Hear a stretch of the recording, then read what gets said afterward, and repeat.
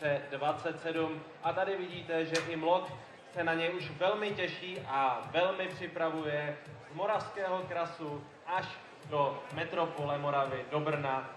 Je to tady, je to on, je to Mlok a ten vás bude provázet tou cestou až do příštího srpna. Tak určitě sledujte naše sociální sítě, protože tam bude víc a víc informací a ten Mlok, o tom určitě ještě uslyšíte, máme s ním velké plány. Takže ještě jednou Mlok, nový maskot českého lezení.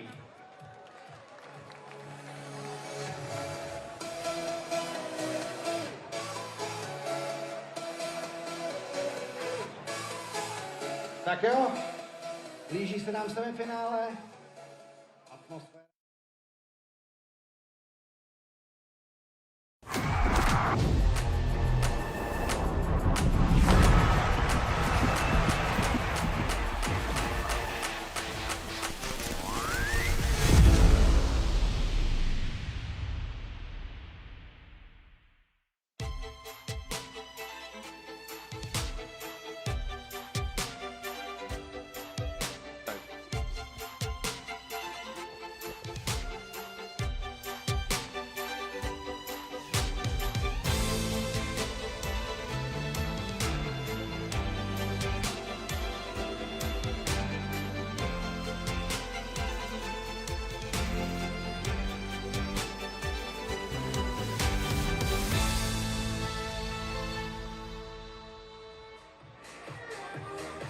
Hello and welcome to the wonderful city of Prague and our brand new stadium for the Women's Boulder semi-finals of the World Climbing Series. My name is Mac Room and it's a pleasure to be joined by Yannick Nagel in the commentary box. Now, Yannick, you are, as you said, lead specialist, but of course you boulder an awful lot. You competed at bold competitions, haven't you? Yeah, of course. I until 2024, end of 24, I did both. I love bouldering, and obviously it's still a big part of our training.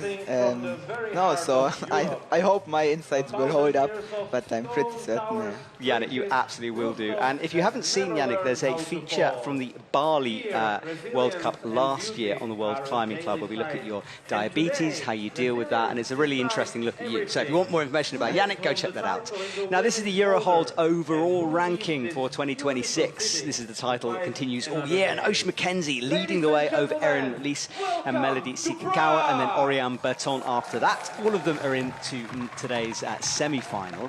Now, Yannick, let's talk about favourites briefly for this. Who are you expecting to move forward from semi-finals to finals? Like, who would you just put a tick by? Yeah, okay, I think we have Annie and Erin being on a roll. They're just, super strong. They, can really, adjust to all different styles. Mm-hmm. I'm still betting on Oriane. I hope I don't curse it, but... Yeah. Well, hang on. The other lady we should talk about, which is watching the highlights here, this is from qualification, is Camilla Moroni as well, because she got 5 flashes, so the perfect 125, which was pretty crazy. Yeah, I think especially in bouldering, if you're on a roll, if you have the confidence, this can carry you a long way. Yeah. Also above what you're maybe expecting of yourself. So And we're looking here at Mao Nakamura. She loves the slab. She liked that slab. Bridging between the lady with the amazing smile is through. And then Melody, what an amazing year she's having at the moment. Yeah, the consistency she's showing, it's very impressive for sure. Yeah. I think, especially today, or with the qualities we had, which was a really high topping round, high scoring round, maybe the ranking that we have from qualies, it's not as showing the form as much. That's a good point. So this might be interesting, Yeah, there was something crazy, like when I wrote the script for this, it was like 124.4 got you down in like 11th place or something, which doesn't happen very often. And Miho Nanaka, and then Ocean Mackenzie, she's leading the way currently for the Eurohold's overall title, winning her first gold medal in Bern. That was great. Yeah, I think she's on a roll for sure as well. Not to mention her as one of the favorites would, I think, be a mistake. Also physically just showing very dominant performances. She's so strong on the power boulder, say, but Annie Sanders does things a little different always. She statics her way through most climbs, and I love watching her just because you never know what Annie's going to do. Yeah, I think it's always the meme, you know, Yeah. with doing stuff you least expect, but it's really impressive. I mean, if you know setting or if you know the setters on it, they're trying their best to prevent all of the small cheats, you would say, and she still always or almost always finds a way, which is so impressive. Yeah, she's a setter's nightmare, isn't she? And then Chloe Collier, there she is from Belgium, making it through. Right at the bottom, Lily Abriat, one of quite a few French athletes into this semi-final. She's very good at slab as well.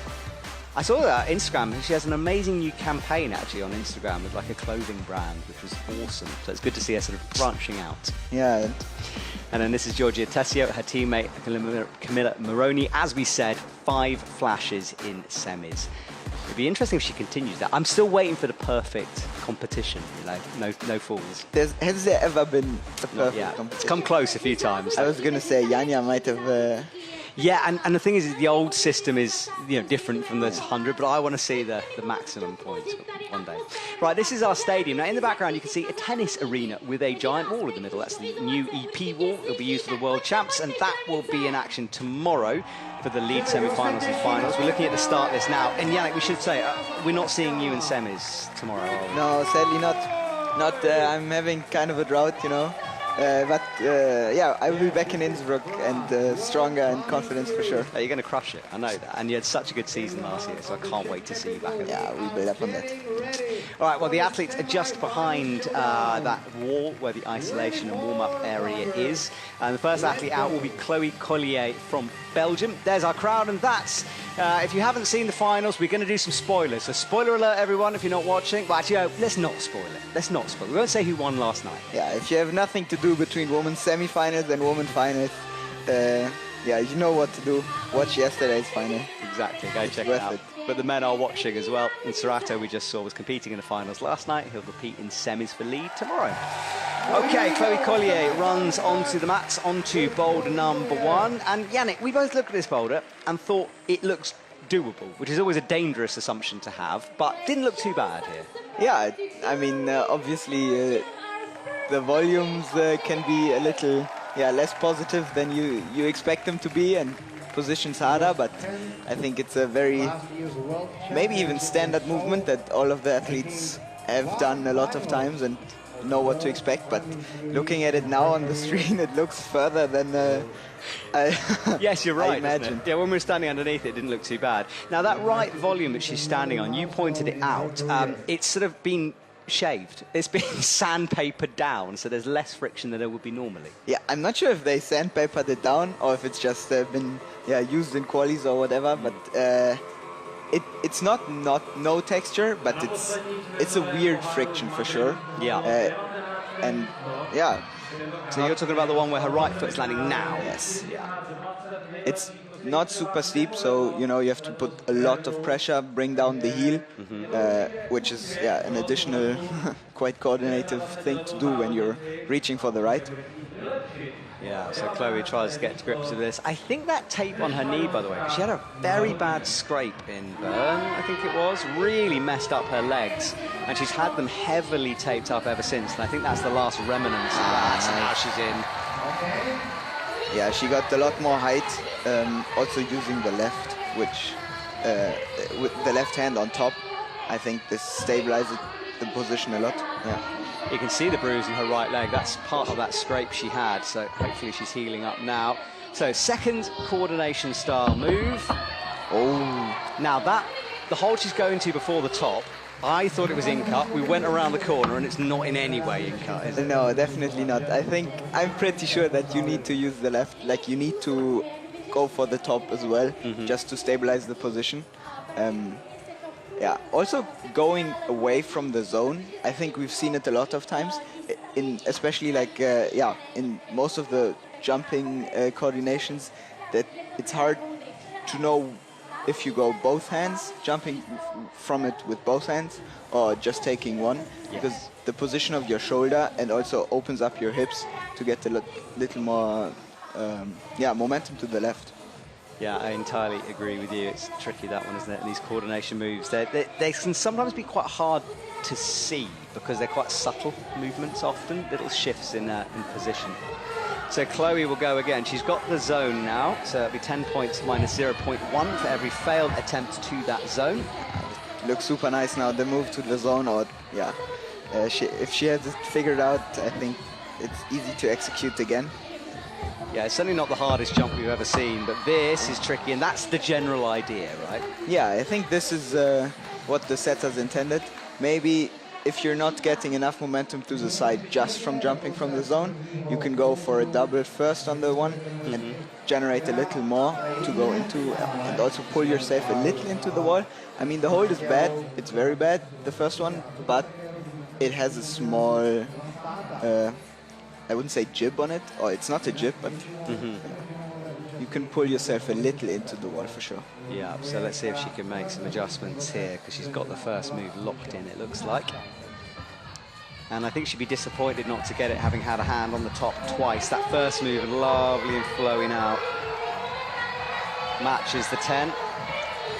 And here we go. Comes back and forth. The crowd is hyped up in the background. That was a little bit off with the feet. You could see she was a bit messy when she made the sequence. But she still got a lot of time. I think she figured out the move to the zone quite quickly. So yeah, one more try for sure. Yeah, there's Team Belgium watching on. Sun cream on today. Yesterday it was pretty rainy in the morning. Didn't affect the wall, luckily, but today the sun is out, and I think some pretty good conditions out there for the athletes. No, I think especially after Madrid, the stuff I heard that it was quite hot. I think it's nice to climb in. Yeah, you climbed in Bali last year, remember that? It was similar. Put it like that. I also climbed in Madrid last year. So. Yes, okay. So hot. Chloe touches, not going to happen, is it? So she'll have to say goodbye with just the zone. But 3 more boulders to come for her. Now we'll start our semi-final nice and relaxed on this Saturday morning. I hope you're in having a coffee, sitting back, chilling, because we start off chill, just one athlete at a time. By the end of it, we will have, in the middle of it, we'll have 4 climbers, and by the end of it, we go back to 1. Now, Oriane Berton is about to come onto the stage, and for her, this was a very low qualifying position. Usually she's up at the top. She said it on her Instagram, we chatted to her. She picked up a bit of an injury on one of the earlier boulders in the quali. She hurt her shoulder. You can see how taped up it is. Now, Oriane is not one to be dramatic necessarily, but she seemed quite worried about that one. So it's going to be interesting now whether she's recovered enough. Yeah, for sure. I think, especially, you know, the boulders have had a long couple of weeks now with the comp. Oh, see a move like that, I grit my teeth. I was like, oh. She looks committed and not scared of the shoulder, you know. Going here, swinging with one hand. Little slip there. Yeah, I wonder if she'll actually sort of, you know, it's a different position for her, this. She's not used to being this low. There'll be lots of other climbers. Maybe she'll just relax and enjoy it. I think with such a high-scoring round, it's not usual. And I think all of the athletes know, okay, it's a new round. You know, there's no count back in semifinals. It's just mixed now. Getting through is all that matters. There's like a clean sheet, isn't it? Start again.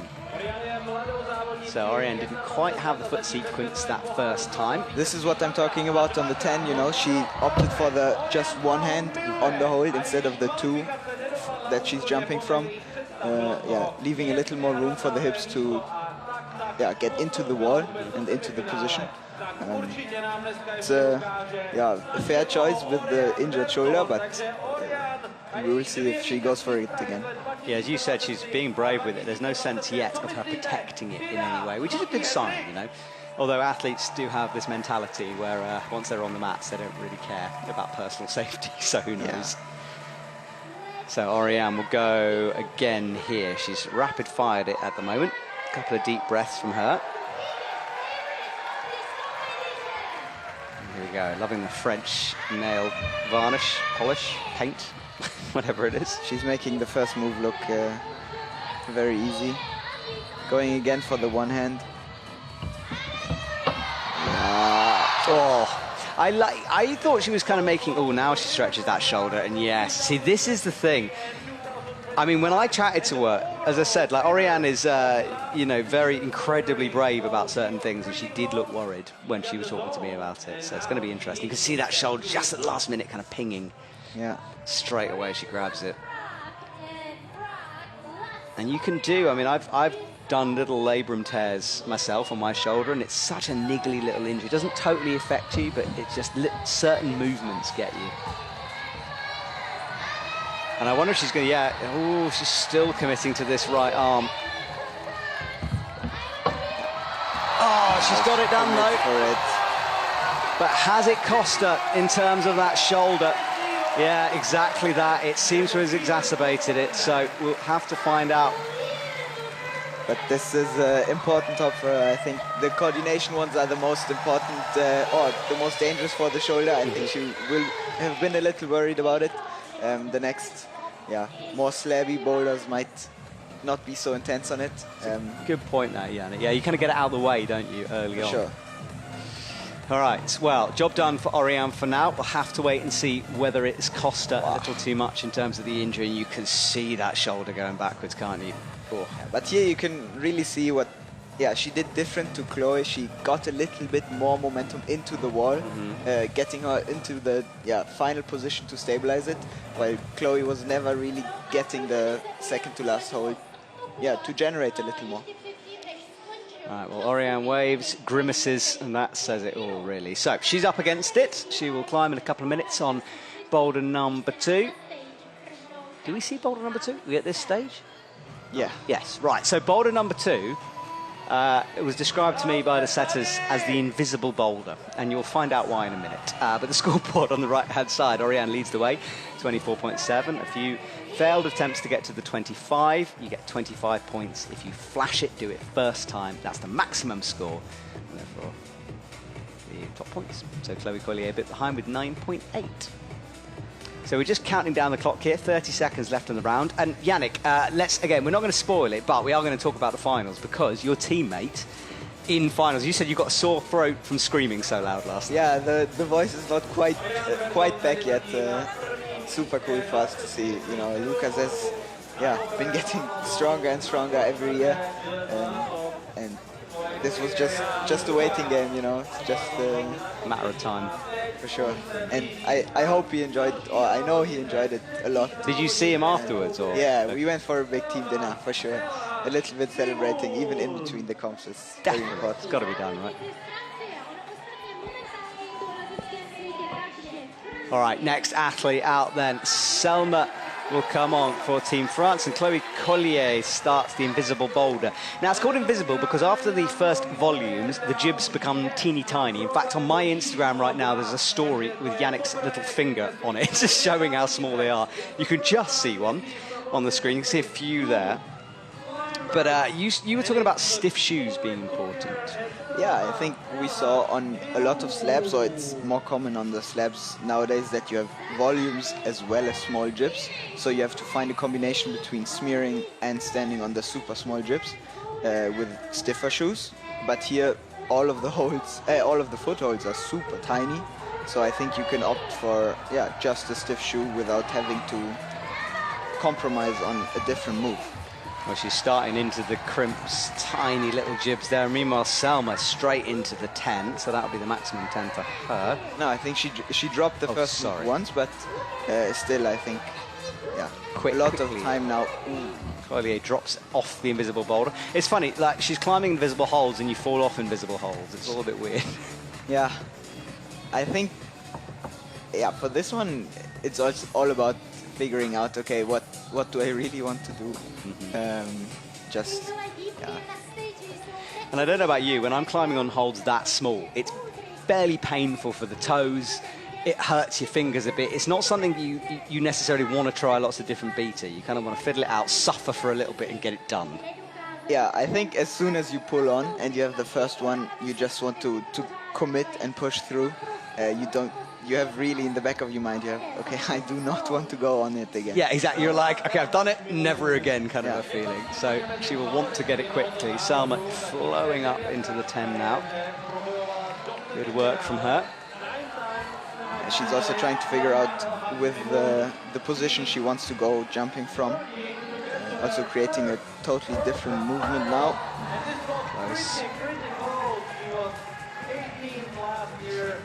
Campusing on a slab with a rare sight you see here. Such a good point, man, yeah.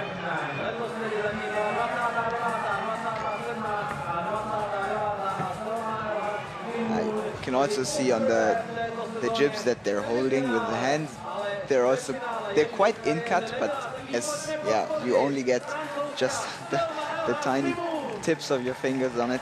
Yeah, and they've blocked some. really You see the one by the brusher on the left-hand Yeah. side. It's like being blocked to make it even smaller.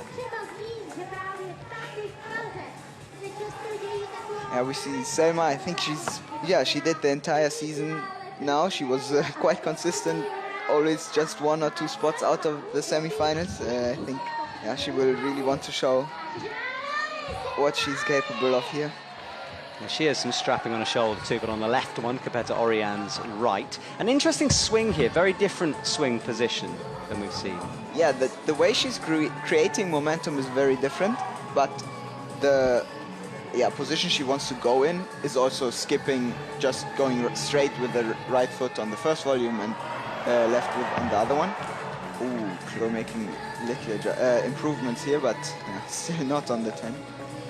It's quite nice to see holds that small, because I think sometimes people talk about, you know, like too many new school boulders. There's something quite satisfying about tiny little crimps and cranking on them. It's very kind of climbing. But I think the people that are complaining about or that want the old school boulders back are not wanting, not going for don't have the slabs in mind with the tiny jibs. They want the tiny jibs on the roof. That's a good point, yeah. It's funny though, you put like a, you know, quote unquote old school problem on the wall, and the problem is you guys are just too strong for them half the time. You know, I remember watching Yannick, your teammate Yannick, like on a crimp problem and just cruising it, and you're like, you're not being tested here. Yeah, I think it's hard for the setters to create separation in 5 minutes on boulders like this, for sure. So Chloe has to suffer through these feet again. That left foot will be, her toes will be crushed into the bottom of them as she puts all the weight through just 1 point. Left foot pops as she's trying to focus on going to the zone. And now, I think the problem that Selma is having with the way she's creating momentum, now it looks a lot better, but she's bringing the hips to the wall too soon. So she's, her body is completely on the wall before she reaches the next hole, which means she has to be a lot quicker in matching and creating the momentum back in. While if you're a little outside of the wall, you have a lot more time. Yeah, no, I see what you mean. By the way, the floating white you can see in the air, it looks like snow, but it's from the trees that surround this park, and it's everywhere. So you can see the fluff. Yeah, my allergies are acting up a little bit, but... I know someone who came and watched last night and had a very bad allergic reaction to them. So yes, it's challenging if you are allergic. So Stella Gianchini, sorry, I can't talk this morning. Gianchini is on for Italy. And then Oriane, now let's see, that shoulder won't cause her as much problems on boulders like this. Yeah, it's... The more you trust your feet, I jinxed it. The more you trust your feet on these boulders, the easier they get, for sure.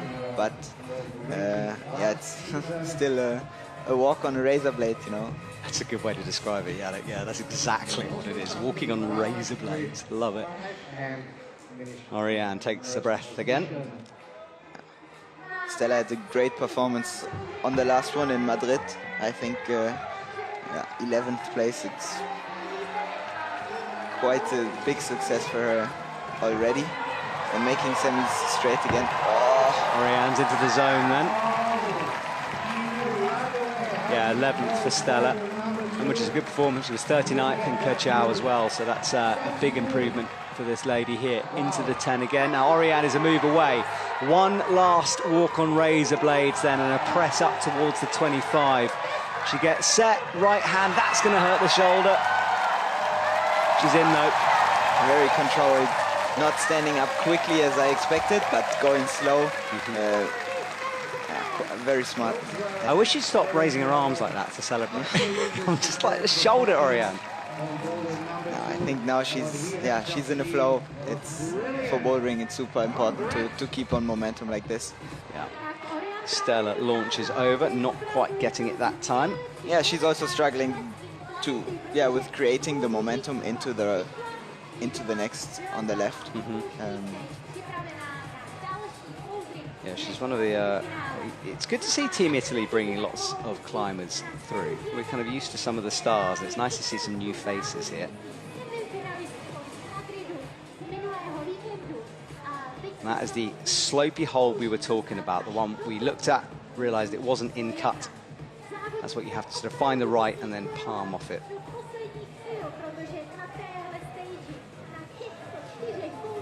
Stella waits. He's got 2:20 on the clock, so lots of time to figure this one out. Yeah, I think even though the first move looks quite easy when they're doing it, or as soon as they make it, but it's still quite exhausting to go create this momentum upwards, you know. It's not like you can go and do revolver goes, you know, just figuring out the movement.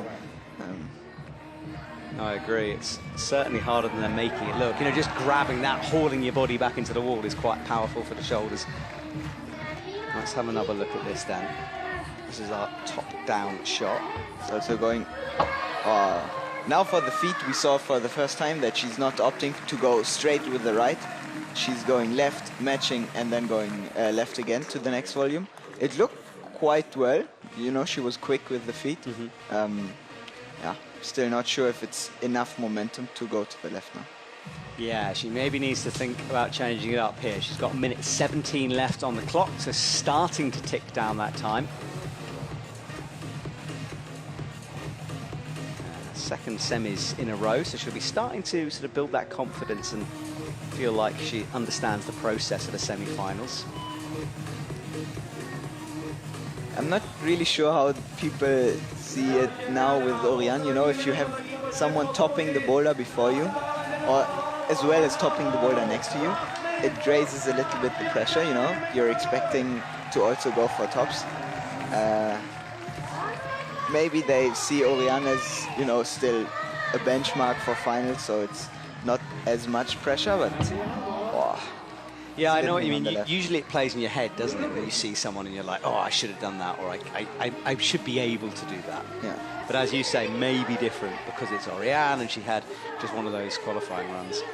So Stella's got 19 seconds. I'm not sure she's got enough time. Nope, she's done, so she leaves the stage.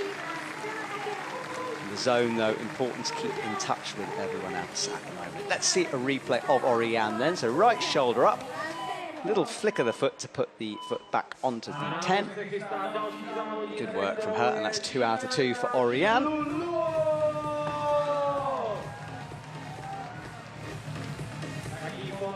She will say goodbye and turn her attention to number 3, which is the power boulder down at the end.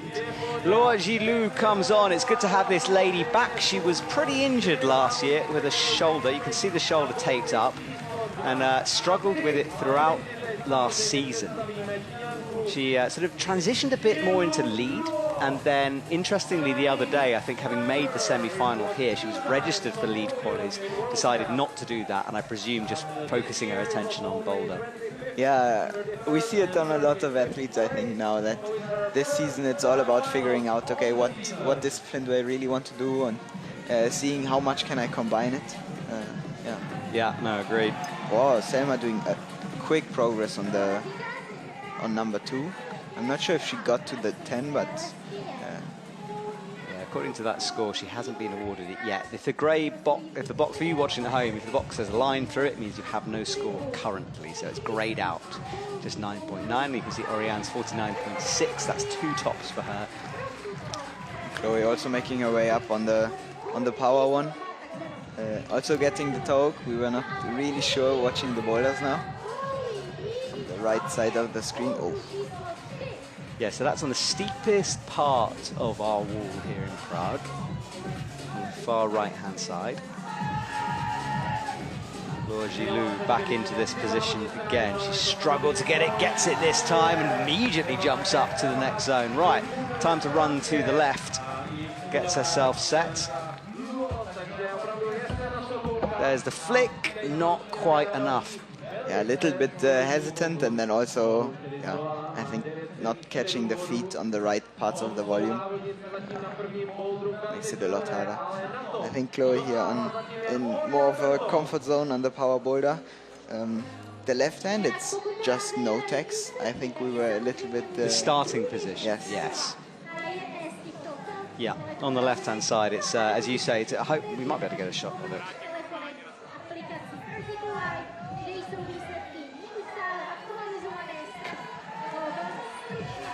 Resting up on power boulders, of course, it's yeah, super important, the time management you have. We see it a lot, you know, playing, and some people poker and don't have enough time, but yeah, I think now she only did 3 moves into it, so still. Laura Gilou winds up, touches the final hole this time. Every attempt she's getting a little closer. Chloe Collier's left hand now, that's the no text. So the thumb is on a bit of texture, but all the fingers are on nothing. And then you find this sloper, and the toe hook for the right hand, sort of for the right foot, is interesting. Quite a good hold, that, nice and sharp. It's still very far, and both of the white ones they're not super bad, but you need the compression and you also need the height to hold these two. Right, that's the zone, but you have to do foot movements nowadays. The rules and the wording have changed a bit. Should be now. Yeah, so each boulder now is, the judges for each boulder are specifically told the movements for a zone. That's what they're looking for. It's less, you know, we used to have that thing where you could touch it and sort of wiggle your hips and that would count. We're trying to eliminate that, basically. Yeah, I think it's, yeah, new wording of the rule, making it, I wouldn't specifically say make it easier for coaches and judges, but yeah, it's I think it's been a lot of appeals as well this season already. But well, it's the same with anything, isn't it? Once a new rule comes in, you test the limits of that rule and see exactly what the judge is going to give or not. So yes, you're right, a lot of appeals coming through. Chloe with the right heel locked in, finds this sort of stacked feature. It's not in any way a jam. It's quite a good right hand there, actually. The left one is quite slopey. I think the toe is super important to still keep tension on it. Oh. Okay, she might have time for one good attempt, but it's ticking down, isn't it? 38 seconds left on this rotation. As you can see from the score on the right, 24 athletes in total, just 8 make it through to finals. Stelma finds the tiny jibs on this vertical bit of wall, brings the right foot up. Laura Gilou has another chance here, and Chloe Collier goes again. All action here as 3 are underway at the same time. Laura Gilou falls, Chloe still on, and Selma looks uncomfortable there and slips. Yeah, with the time pressure on a boulder like this, it's yeah, as soon as you start shaking a little bit, there's no more room for the mistakes. Yeah. You're done, aren't you? Tough round for Chloe Collier. She leaves. Next up, we will have Giorgia Tessio coming on for Team Italy, Italian climber number 2 at 3. Now I'm excited to see if Oriane can continue her role. I think the physical boulder will still be like a little bit of a test for the shoulder. Great. Then Stella Giacani comes on for Team Italy on boulder 2, so she's on the invisible crimps. And Giorgia Tessio is super interesting. She's a very, very powerful climber, enjoys those physical moves. Quick work of the first move, going straight with the left, not having to rely too much on the feet, on the volume, but just pressing them. She recovered well in Madrid, had a bad comp in Bern when she was 53rd, but then 10th in Madrid, so just outside of finals, and that's nearly a flash on that boulder. Yeah, I think for the first try, testing it out a little bit, the way she created momentum, we see Oriane on the right-hand side doing quick work to the zone. It's so interesting. I haven't seen an athlete do this in a while, when you get someone coming out sort of who's usually in the top 5 or so, and lower down the order. It must be very strange for the other athletes having sort of this constant ascending going on. Yeah, I think this is like a little bit of a new thing since we had the really high scoring round in qualifications. But for us it's good to see like a little bit of a benchmark, you know? Yeah. Seeing what the setters intend or what's possible on the boulders.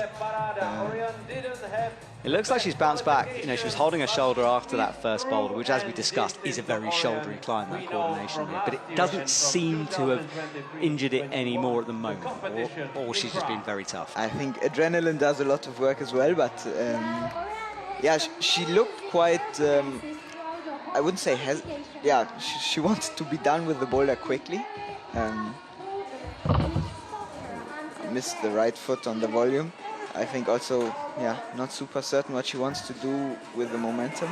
Oh, she's hooking there, finds the second jib. Stella only just made that work. A little bit of a shake as she puts the pressure through the toes. And it slips. Yeah, it's quite hard, made hard by the setters as the lower foothold. It's not as in-cut, so both of them are super small and shallow, but one of them is slopey, so the lower one is slopey, so you kind of want to stand on the left one, on the higher one, which makes the move a lot easier, but then you're not able to match your feet and can't really get to the zone. Georgia up again into the 10. She nearly flashed this climb. Let's see if she can get it this time. Starts the swing. Very close. That's a very good movement from her, getting almost like a dead point to the one, like the second to last one, and then managing to create a lot of momentum into the wall again, like changing it from a sideways to momentum into the inside on the wall. Yeah. Stella once again through the middle section. It's easy down here. It's the second you have that left foot on, things really begin. Yeah, now we see she's going for the higher foot, which makes standing up on it a little bit easier. We can see it now, but wow, this is very impressive flexibility from her for sure. Yeah, she touched it with the knee, changed it into the foot, and then, those fingers. Look at that full locked off crimp with the thumb over the top of the fingers here. Yeah, she's now got the zone, which is a very important 10 points for her, or but matching the feet or crossing under with the feet now will be a lot harder than before. Hasn't been awarded yet on the score, and she comes down, so I'll have to wait and see whether judges give that one, because on that it hasn't been. Oh, Georgia drops. Wow, but this one is getting closer and closer, I think. And here we see Oriane. She opted for a long break, resting as much as she can. Yeah, she got to this position before, left hand on, keeps the feet, winds it back in. Surely it's the top from here, and it is for Oriane. Very impressive. Going for a different beater with a minute left after she did so well on the first go is a very impressive decision, to be honest. She certainly seems to be enjoying herself out there as well, looking quite relaxed here in the Prague afternoon sunshine. We're just coming up to 12:40 here in Prague, Central European time. Stella leaves the stage. Georgia trying to go for one more buzzer beater, maybe. 3 more seconds. It looked super close for her. I think she also felt how close it was. Can also, I mean, after Oriane, no one topped this boulder yet, but I think the margins are so small in semifinals that when you drop a top like this that you felt so close on, it hurts a lot because you feel your chances for finals vanishing slowly, and you know you have to do another comeback, you know. Yeah. Especially considering she almost flashed the thing. You know, she got right up there the first go, and then you just, it's like, why can't I do this last move? What is going on? Anon Matsufuji is onto the Cordo. Laura Gilou is into the invisible boulder. We've got Selma Menuet down on the power boulder, and then Chloe Collier on the slab for the first time. All 4 boulders in action now, and Oriane leading the way on 74.5. So here is Anon. Flashes the zone. Going for the just one hand. Ooh. Looks super good. Do you think one hand or two hand? at the moment from watching the athletes? I feel like the one hand makes it a lot easier. The way you get into the wall gives you a lot more time to do the hand movements. But you need to have the shoulder stability to create this. You need a lot of momentum even to go to the left. So it's not just about swinging into the wall. And that really depends on your strength. So it's quite physical if you want to do it with one hand. It's interesting, isn't it? I love boulders where we have multiple options like that. And Chloe falling in. Now, we expected that palm down style. Yeah, I was not sure if you're able to get onto the small black jib on the right that the brusher is now looking at. But she seems to already be there with the feet. So it's just about trusting and bringing her body over on the right. Going for the one hand again. Yeah, so Anon in the position quite a few have been in so far, touching the last hold but not making it stick. Laura Gilou elevates those feet onto the jibs. She's gone for the higher foot too, and look at this from Salma, who's having a great round, 3 zones in a row. Also going for the beater that Oriane tried, the first go, matching into the zone, going left, but then getting the height and also getting into the pocket seems to be quite hard. Nice footwork from Laura Gilou here. She steps through. That's a good shot to show how small those feet are. Little outside flag. She's looking very good here. Could this be her first top? Very comfortable. We will see if she goes for the slow beater or going quick. Pops right hand. It's surely for Laura Gilou. It is. So that will upgrade her score, and that's her first semis top of the year as she makes it back into semis. Also Chloe getting the zone now. Moving very well into almost the last move. Yeah, we watched the setters just before the broadcast, making sure you couldn't spam this move. And you can see they've moved the green tape now because it was on the jib. They put it onto because they were concerned if they put it on the volume, then the athletes would just reach over and match it. But they've obviously changed their mind on that one. I think it's hard to... Chloe gets a top on her final boulder. It's not higher. It's on the it's on the green volume. Yeah, so I think this is what they changed. Yeah, they were worried about the athlete standing on the jib and just reaching without having to do the jump move. So they had it on the jib to force you to do the jump move, and then they were like, actually, hang on, who's actually going to spam that thing? Is it possible? Yeah, no, it's I not. think it just creates for maybe one bad scenario where someone tops, doesn't put the thumb on the jib, and it will be. Yes, it's one of those things. I think. This was Anon's in. Such good creation of momentum into the wall now, but it still seems, it almost seems like she has too much to go to the left. Not really sure what she's doing wrong in this case, but I think you have to do more with the hold second to last hold. I'd love to see a replay of Oriane again, just to remind ourselves how she did it. I think she just went all in into the shoulder press. Okay, let's see if Selma does the same move again. Yeah, she was low before hitting this 25. She keeps her feet in the same place and misses it, but she's just a bit inaccurate as she goes up there. This seems a lot harder. Also the position. Yeah, the position on women's 3 into the move, like into the top hold. Since they're all rushing to make the move, I think this just shows how uncomfortable and hard the position to hold is before. Exactly. Laura Gilou's top pressing up. Yeah, this was very impressive footwork on the lower part from her.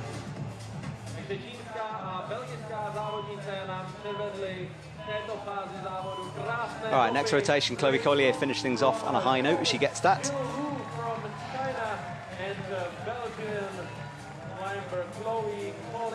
Chloe Collier with the hearts out.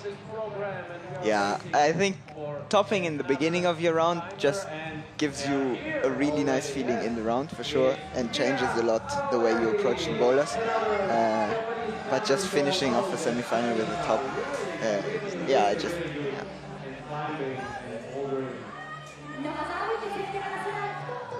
Okay. next round of athletes is on the wall. I think we... Yeah, Mio Iyagi here. Lots of Japanese athletes getting through. Georgia Tessio on women's Very wild beta from Georgia here. Going with the feet first to the zone to stabilize, but Oriane working her way down onto the jib, but not quite catching it. Yeah, the slab climb for Oriane takes some pressure off the shoulders, and she'll get the perfect 4 if she can climb this one. She's currently ahead of the pack. Yeah, she's not showing any weakness even with the injury. It's very impressive to see, and I hope it's a benchmark for the final. And we're going for the one-hand option now. Not quite creating enough momentum just yet.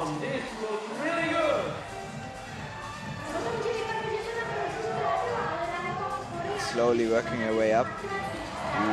Oh, that's good from Oriane. Very good dead point, yeah.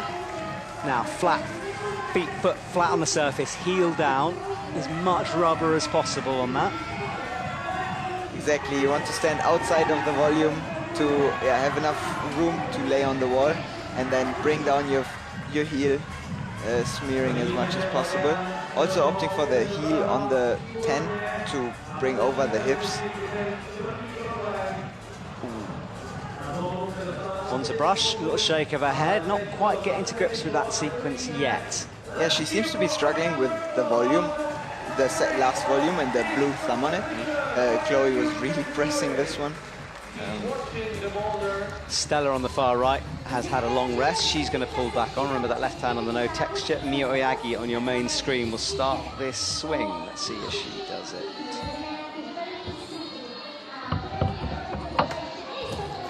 Touching, but not near. Stella. Now, the hard move is this one here. Well, that's an interesting weight. I think this is the only real way to go for, but you need a lot more height to, not only like catch the zone, but you need, a lot of height to activate the shoulders and, get into the compression. Georgia Tessio stands on the razor blades now. There's the 10. She just gets the one before. There's the 10. Now, will she be awarded it, though? No, I don't think so with that. No, for this one, it could be close. But, she moved the left foot when she was holding. She has been awarded the zone. There we go. Yeah, again, another thing was described about zones to me is... Actually, we'll just watch Oriane do this here, because this is where she's been struggling before. So this is where she's been falling, pressing in. Bumps the right foot. Oh, wow, so she's going to, at the moment, skip, and then she falls. Yeah, so it was described to me as, imagine, you know how everyone works boulders, right? So you work it in sections. Yeah. If you divide a boulder up and you have the zone, that's the sort of the next section. So you pull on into that position. So you have to imagine the position you pull on to do the next move.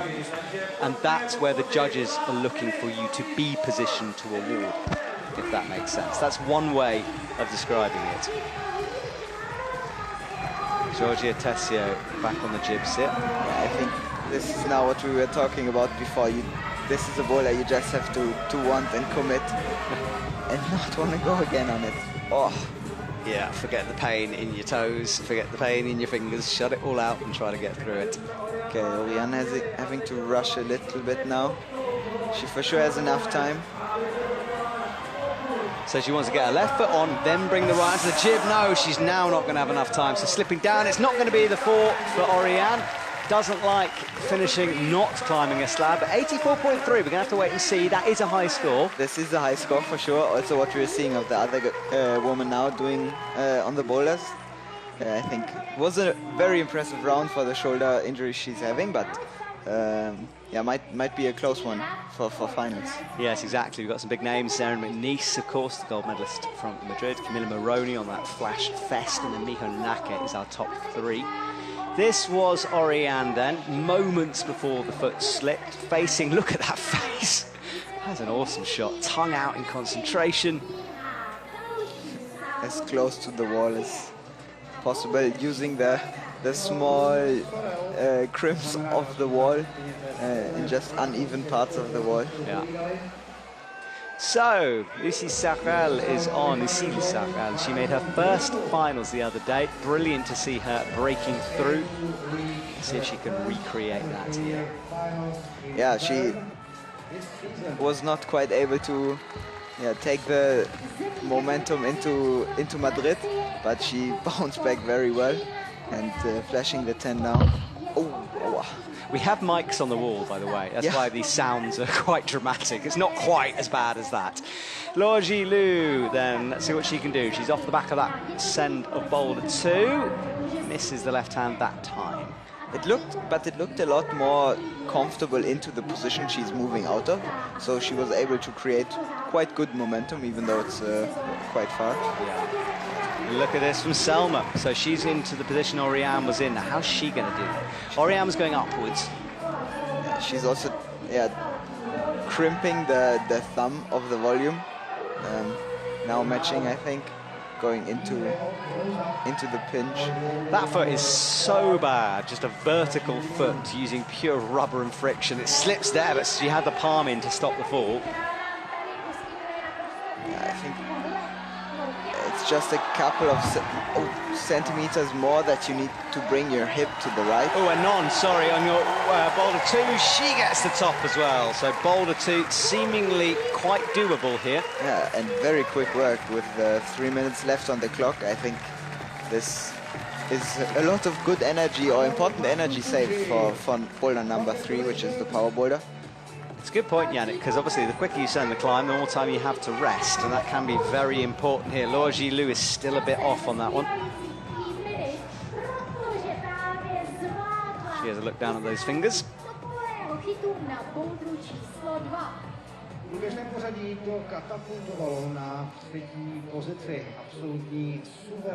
Everyone resting quite right now. I think on the power boulders, this is just part of the game, part of our sport. Yeah. And I wanted to talk about tape for a second, because the tape that the athletes are wearing was given by an amazing brand. I'm just trying to get the name, by Suction Hands. Suction Hands, was it? In China. In China, yeah. And they were, Suction Hands. They were providing free goodie bags to all of the athletes. And Laura Gilou has that tape on her shoulders. And I wanted to shout them out because it's an incredible investment by a very small company who just did this amazing thing. And it was just, I don't know about you. Yeah, it was quite cool for all of us to take home some fancy-looking tape. Wow. Oh, and Laura Gilou's in. Moving into the zone. Also opting for the same beta that Oriane and also Selma tried for the beginning. Wow. Oriane's heel, the more you think about that, really makes sense when you sort of look at the falls that we've seen. Yeah, but also when Oriane went for it, I think she was also a little bit surprised by how far it was. I think this was the absolute maximum spend she had. And she's quite tall, isn't she?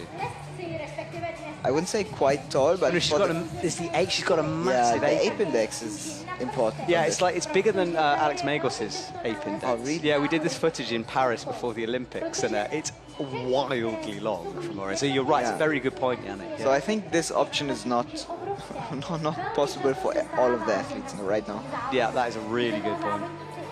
Laura Gilou will have to figure it out, though. She's got 48 seconds to make something work. She's sitting in second, but that 44.4 would be dangerous. She needs some more points here, I think. I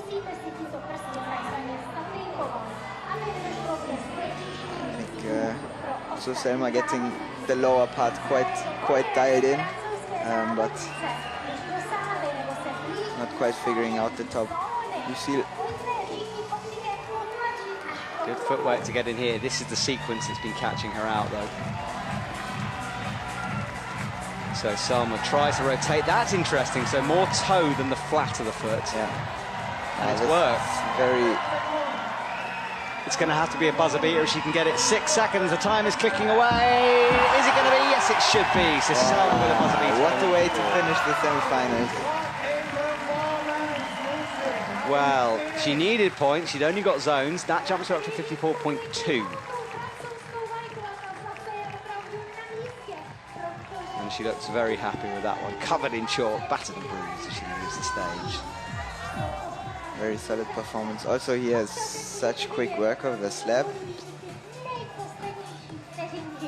Yeah, this is a replay of that. Yeah, so she got the jib on, and from there, with a couple of seconds to spare, didn't panic, executed nicely when she had to.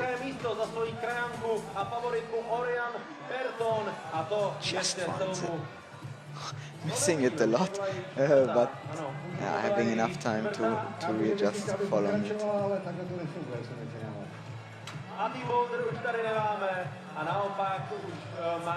And we just see how hard the top of Boulder #1 is now.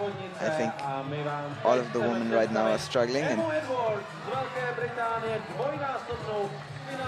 so, Emma Edwards, who qualified in 10th, kind of mid-order. Good to see her back. She made finals last time in Prague for the first time last year, so she likes this city. And look at that, very close again on the first go. yeah, but this one looked super close. Yeah, building on the top on this one from her. I think the way she flashed the first one with the left on top is for sure now the way to go, that most of the women are doing. Also because the chalk residue now on top of the hole just suggests that this is the way to go. So everyone's going for this. Yeah, that's reading the chalk is so important, isn't it? Finding those little clues and hints along the way. This is Stella.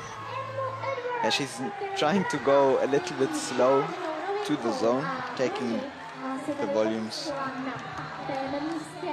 So let's see if Emma can put it together now.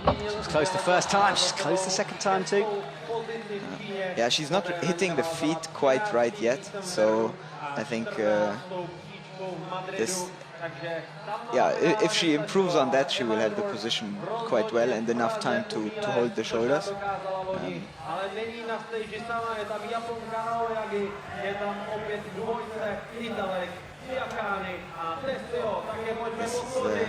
This is very good footwork, going for the left, for the right small jib. And now most of the women went quick, to the 10, trusting the foot. Yeah, you don't want to hang around on that right foot too long, do you? So she looks right, and she'll do this little push over, and then the skip to get off the right foot. Very nice. Super committed. Also Emma up there. Ooh, wow. Trying a new beta with the feet first into the top hole. So the idea, I guess, is to stop the momentum with the foot, but but Stella doing very good work on this one.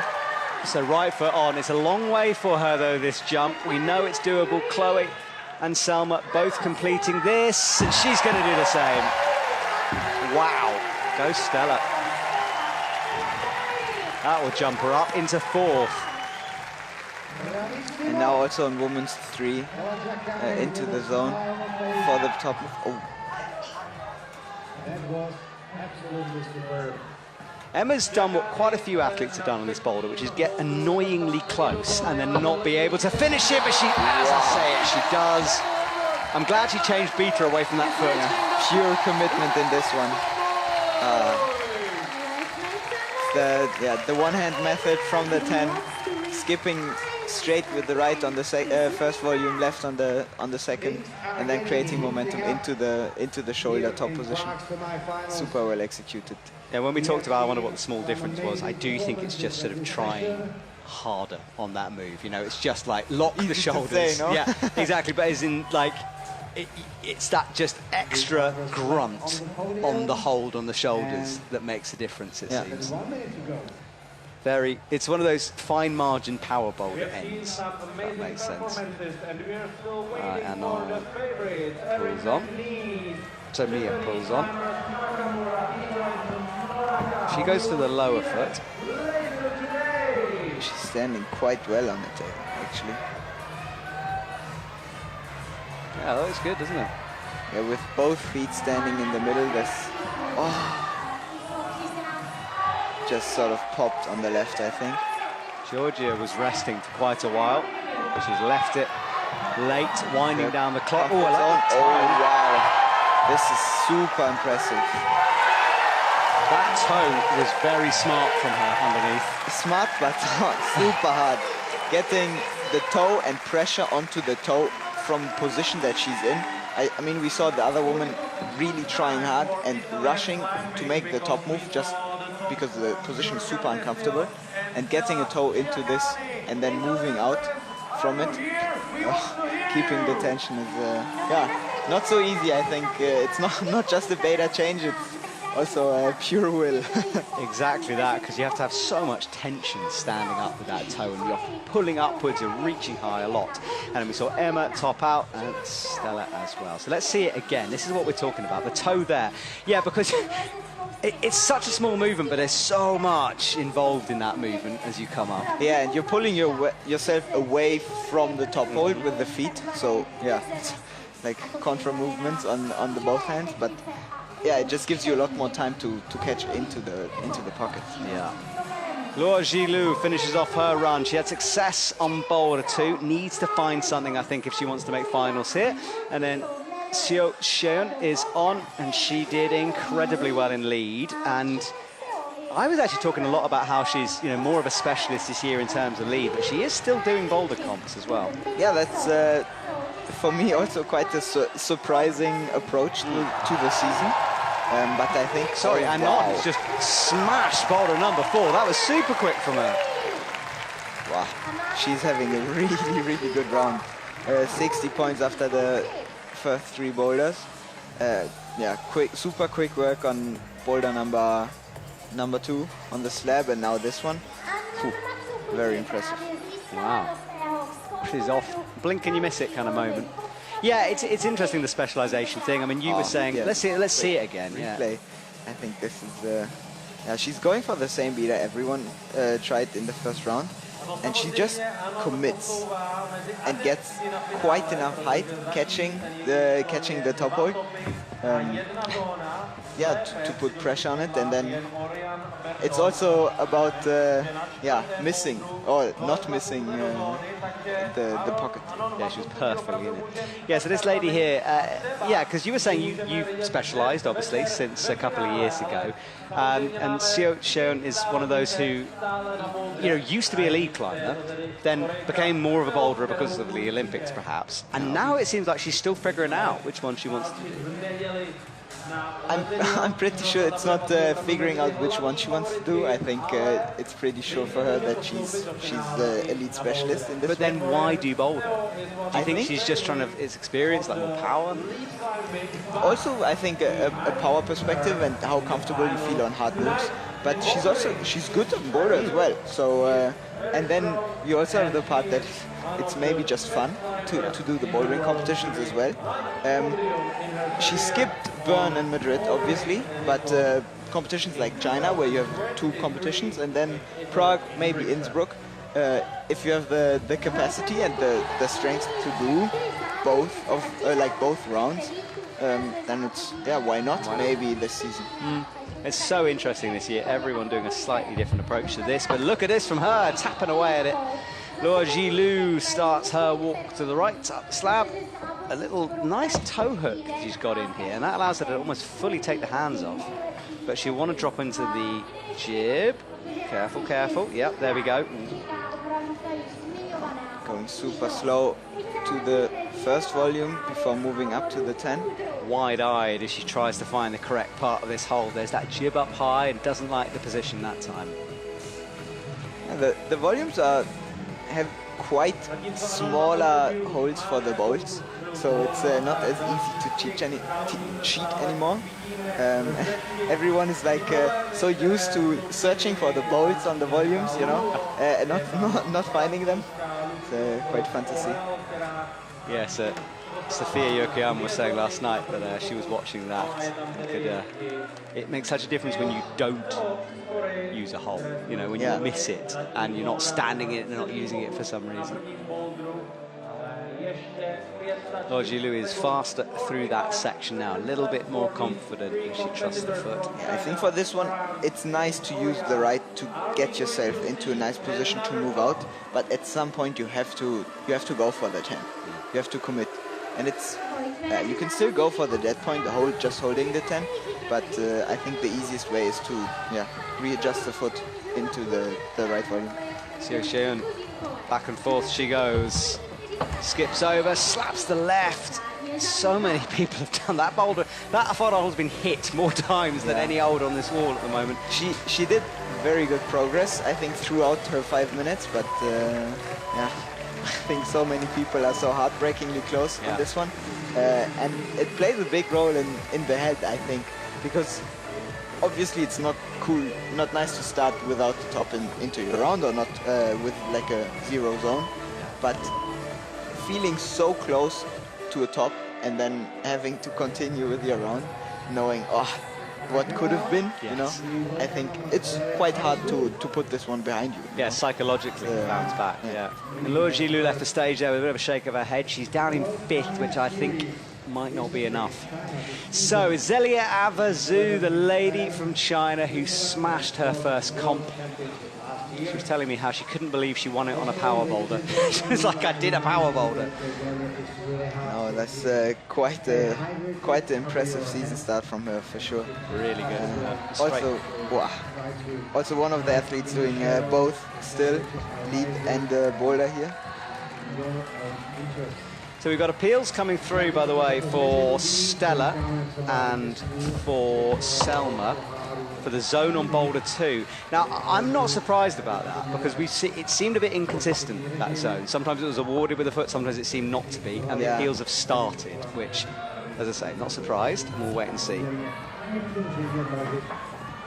Oh, Emma climbing with the knee. I love it. I love it when they use the knee. Oh, so many progress. Also Mia making her way into the zone.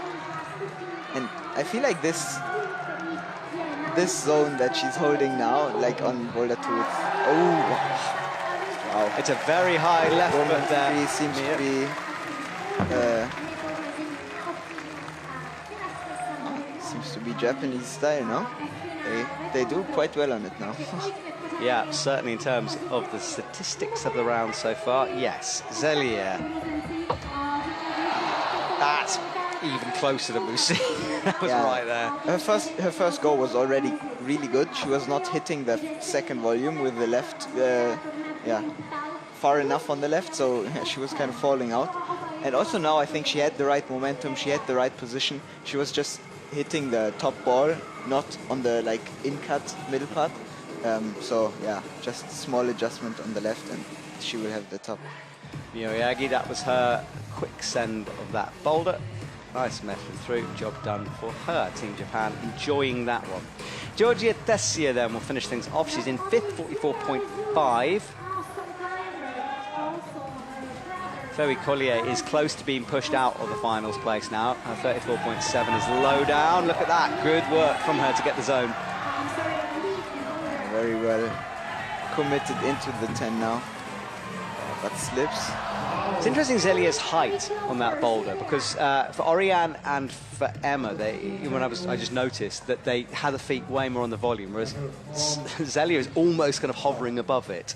Yeah, I think with the hard position that you're jumping from, it's just hard to compare, you know, the way they get the momentum and the way they land into the position. Let's see if she can put it together. 1 minute 52 on the clock. As we near the halfway, we are at the halfway point of our semi-final here in Prague. Emma seems to be a little bit stuck in the position when she has the left on the zone. I'm not sure which feet she was using on the lower part, but yeah, she's been awarded the zone. So keep an eye on your main screen where Georgia starts to go across, with Zelia as well. Let's see if she can figure it out here. So back and forth she goes. Gets it done this time, so a good start. And as you were saying, psychologically perhaps quite important to do that one early on. Yeah, this was just perfect execution from her. I would say she improved on every go now, just figuring out small details to adjust, and just did, on the next go she did it better and worked her way into holding the top. And then I think, as you mentioned also in the beginning, it's a little bit about commitment now. You feel so close and then you adjust at one point you just have to want it. Yes, and I know that sounded like a bit arbitrary, me saying you got to try really hard. But what I mean is there's a gear that most pro athletes have, which is like pushing a little bit past in terms of the comfortableness of how hard you're trying. I think you have to unleash it on Boulder #1. Do you know Pete Whitaker? Yeah. Climber. So I chatted to him about this, and I asked him what makes the difference for him, and he was like, I just try 100% all the time. And I thought about that. And actually, how rarely, when you're in a training session, do you try 100%? And I certainly don't, put it like that. And I think it's a muscle. Once you get used to doing it, you can push yourself there. Yeah, I was going to say, like, especially in the World Cup semi-final, final, I think there's not a single athlete that is not going 100%. Yeah. I mean, you can see it maybe on some of the more dynamic moves that you have to figure it out a little bit, but I'm not so certain that it's not the trying hard, no? Yeah. But it's realizing your body can do things that perhaps you didn't think it can do, and unleashing that, like that little cheat code. But anyway, that was Zelia at the top, big smile on her face, good work from her. So, as we hit the halfway point, Zhang Yuetong is on. She is looking really chill. We had a nice little chat with her during the qualifying segment for the quali day. She spends a lot of her time in Tokyo training, and she's had a great season so far. Yeah, also making super quick work now for the move to the 10, I think. She's telling us how much she wants to make a finals here. Close, but not quite so far. A bit messy with the feet there. Yeah, not quite hitting the feet right. Oh, Shayun doing really good work on this one. Going slow into this. Wow. Into the top point. Yeah,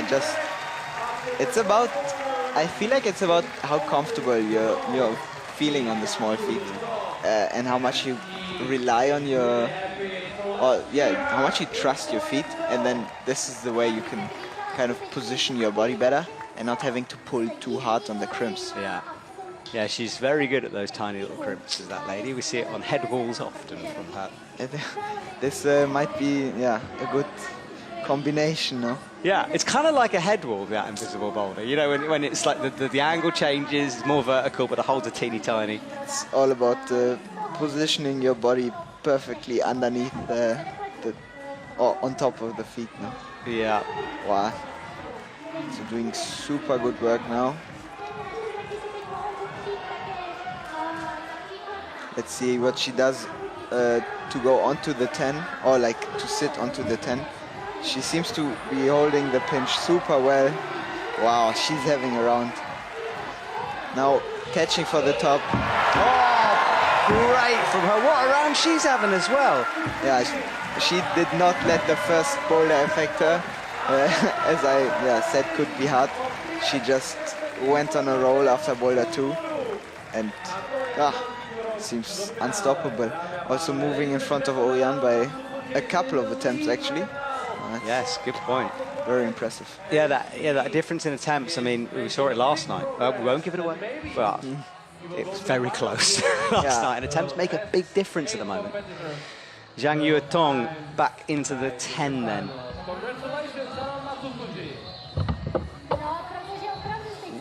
Yeah, it looks. The momentum she's getting looks quite well. I think she's not hitting the volumes like far enough to the left, so she's kind of like falling into the top too much. Which doesn't allow her to just activate the pulling as much as you want, because you're kind of turning out. Yeah, you just should have showed me it. And imagine you're holding open the doors of an elevator. It's that kind of a movement, isn't it? Yeah. Quite shouldery. We see Sarel has had a fairly quiet round so far, 20 zones, so kind of keeping in touch, but she needs to get a top quickly here. She wants to get into another finals here. Yuetong, not quite.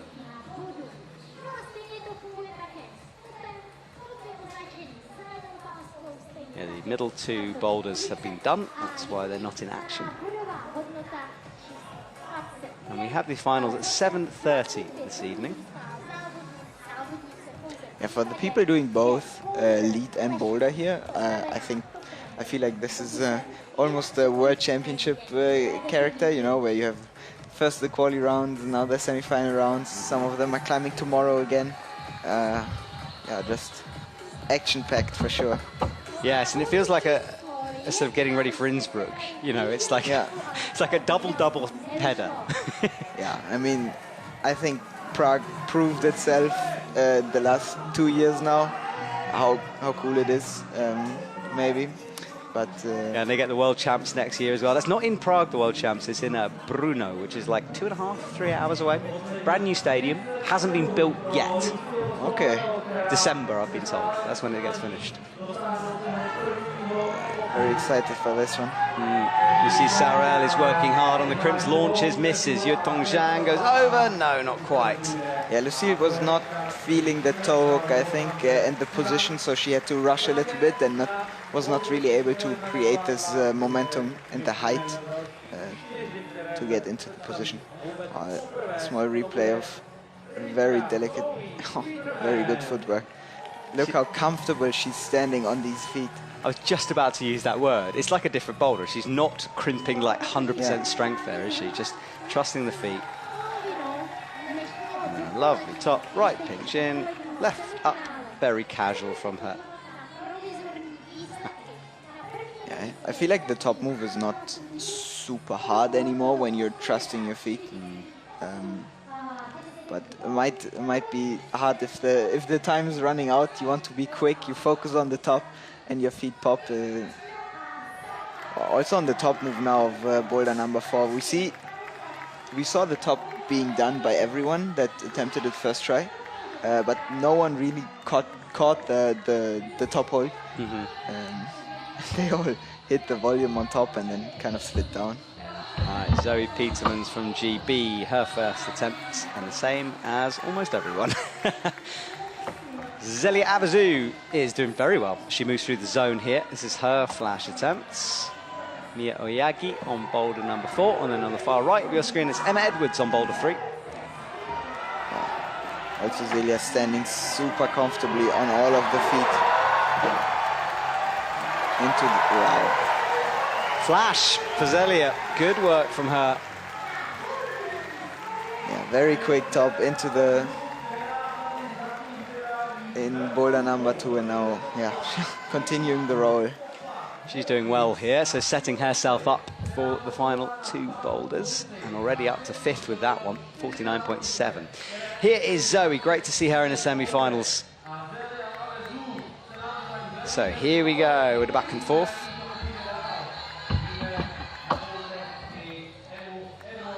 A bit of a way off it.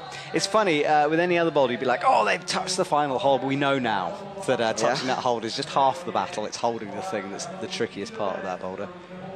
Yeah, the first time her expression seemed a little bit like scared and testing. Now she was more or less confused. But we will see. I find these like mid-height run across boulders quite scary. I mean, you can see from the brusher there, it is head height, so around about 6 foot off the ground. It's high, you know, to really commit to the big run. I know you guys don't care about this, but for normal human beings, it's quite scary. Not so much for these athletes. Emma Edwards is resting.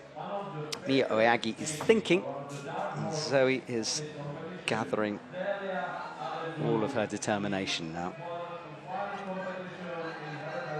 Yeah, still only halfway through the first, through the time. So she has a lot more attempts to figure it out for sure. Going for the one-hand option now, creating momentum.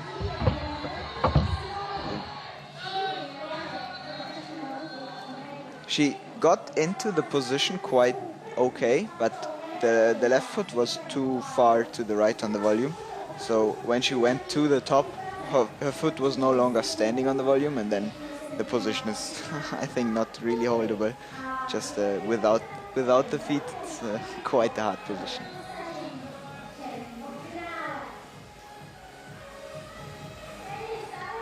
So there is Mia Oyagi. Looks right, gets set. She's trying to go full dynamically, I think, to the right. We saw a lot of the other athletes going, okay, just taking the volume, the first two volumes a little bit, and then creating momentum to the right, which, yeah, is, I think, also hard to do when you're not feeling super comfortable on the right chip. Zoe, low that time. Emma Edwards has rested a while, now gets the toe hook in.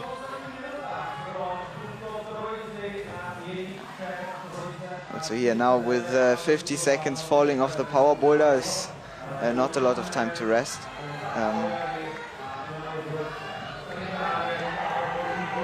Yeah, she works that toe down, looks right for the jib, finds it, oh, just about finds it. Tiptoes on, little adjustment with the feet.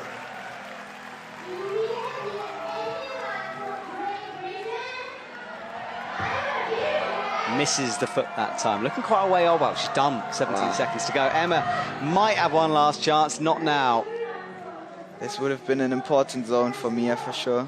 After the very impressive go on boulder number 3. Zoe, I think, just hadn't realised the time there. She was air climbing and then the 5-second buzzer went and she was surprised, caught out by it. So let's see this top by Zelia Avazu. 0 problems from her. Reaches up. Nice match at the top, pressing in. Good work from her. Okay, next set of athletes are on. Team France back in action. Lily Abriat down on boulder number 1. And then she's been quite consistent this season, making semi-finals, but not quite having the round to make it into finals yet. But interestingly, her right ankle, she had a quite nasty ankle injury last season and had it taped throughout, and in the last couple of comps she hasn't had it taped, and now it's back to being taped again, so I wonder if that injury is returning to plague her. Hopefully not. Right, back and forth she goes.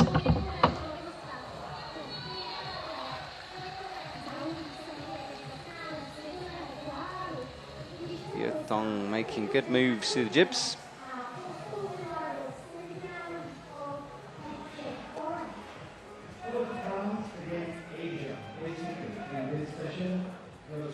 Yeah, now we see from Lucille going slow into the volumes, what I was talking about in the round before. But afterwards you have to commit to go into the 10. I think going fully slow into the 10 is quite hard, because then the foot turns too much and you pop off the jib.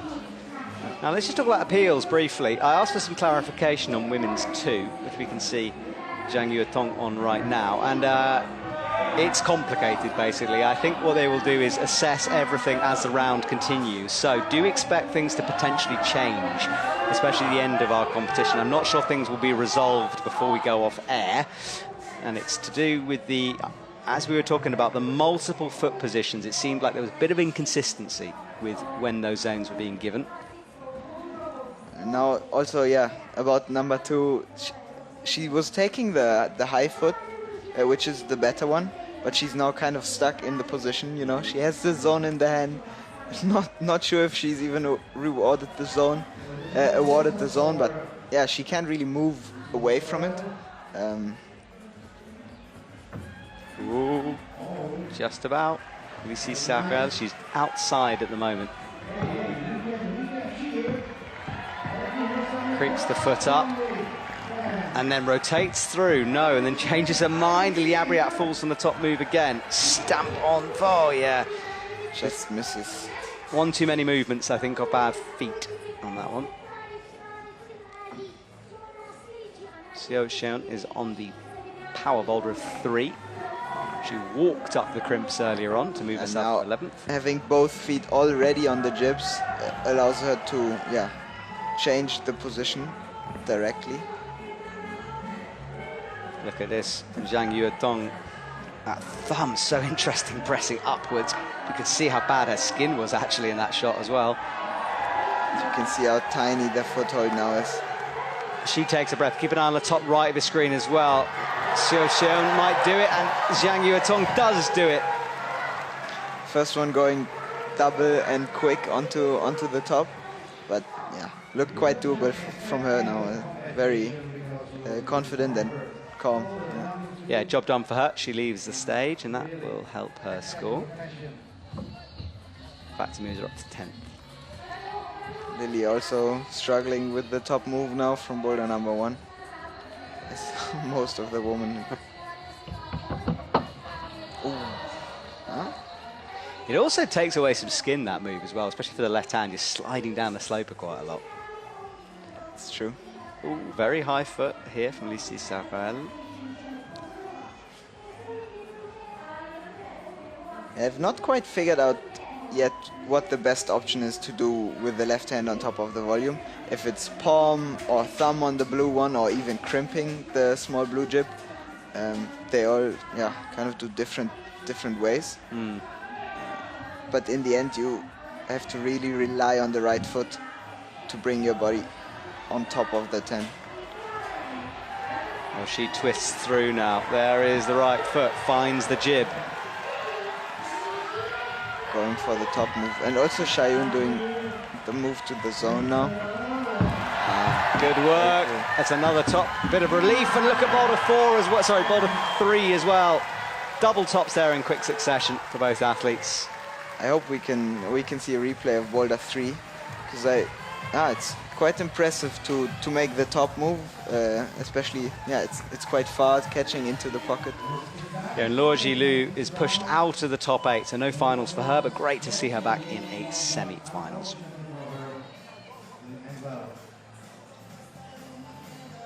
Wow, so top on Boulder number 2 now.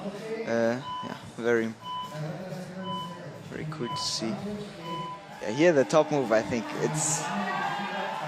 it does not seem to be a problem for most of them, or for all of them that made it this far now. Yeah, when they get up there, it's quite easy to execute it, it seems. Wow. Oh. This is cool to see. She's having a really good round as well. Yeah. And I think you're right about the having fun part of this as well. Right, Osh McKenzie is on.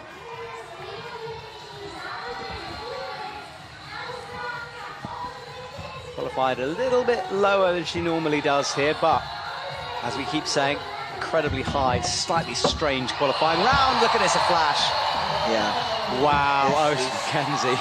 Very impressive. Doing this, the top move in a flash is, it just shows strength and how, Yeah. This is super cool to see. Yeah, like no issue. It's very good. Zeli Avazu. So she's down at, where is she? I'm trying to find a score. 6th, so 49.7. Hits the zone nicely. Emma Edwards as well is moving up towards the final sequence of women's 4. Wow. Very innovative beta from Zelia, I think. Innovative right or innovative wrong, do you think? The way Oriane looked on the last move, and also some of the other, I would say the heel or toe on the right is super good and makes the last move a lot easier. So if you're able to do this, it's nice. And I think Zelia is not going to be able to spend it like Oriane did. So but for a first go, maybe I would have suggested to go one full commitment into the pocket and see how it feels. But yeah. I mean, it is a power boulder. It's her weakness. Maybe she's just trying to find little tricks to get her through that boulder. I'm not sure about the weakness part. That's what she's talking. I mean, literally, that's her words. I'm using her words on that one. Winning the gold medal through the power boulder in China is. Yep. But she said to me, she was like, I can't believe it actually worked. She's like, I did a power boulder. It was so unexpected. So, I mean, certainly in her head, that's the case. And she thinks it's her weakness anyway. But yes, in terms of climbers in the world, she's, I mean, obviously top percent here. Yeah. Zoe Petermans finds the small jibs. Yeah, going both feet straight from the beginning. I think this seems to be the way that makes it a lot easier if you have both feet straight on the small jibs. But she looks super comfortable now in this position. Yeah, here you can just see how small these are. Now Zelia placing the toe first did look a lot better, but moving to the next one now is hard. Let's see what Emma can do with this. Heel is in, rocking through, flat of the shoe, pressing against that green volume.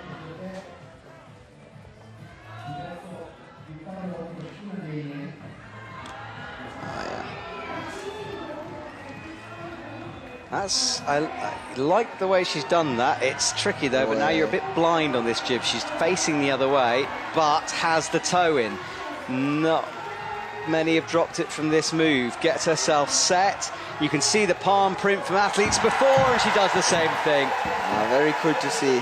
This was a pure fight on a slab.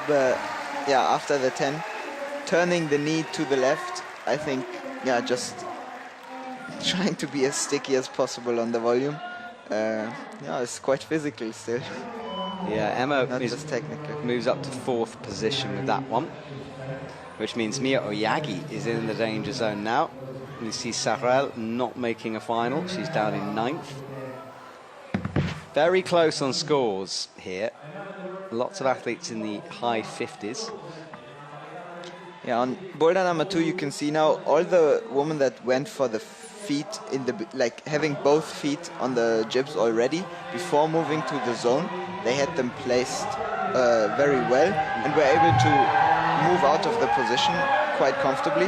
But when you don't have it in, she makes the toe work this time, so it sticks. Good work from Zelia. Very, very flexible. She reaches into the top. What a cool way to do that boulder. This is third beta that's possible now, and this looks, yeah, it looks like her round. Super good. Yeah, so cool to see. Love the fact she persevered with that as well. You know, yeah. It looked kind of improbable, in all honesty. That's true. Yeah, she stuck with it from the beginning. Adjusted only small things. Mm-hmm. And this was Osh. Yeah, she climbed in this round too. She was on, she was off.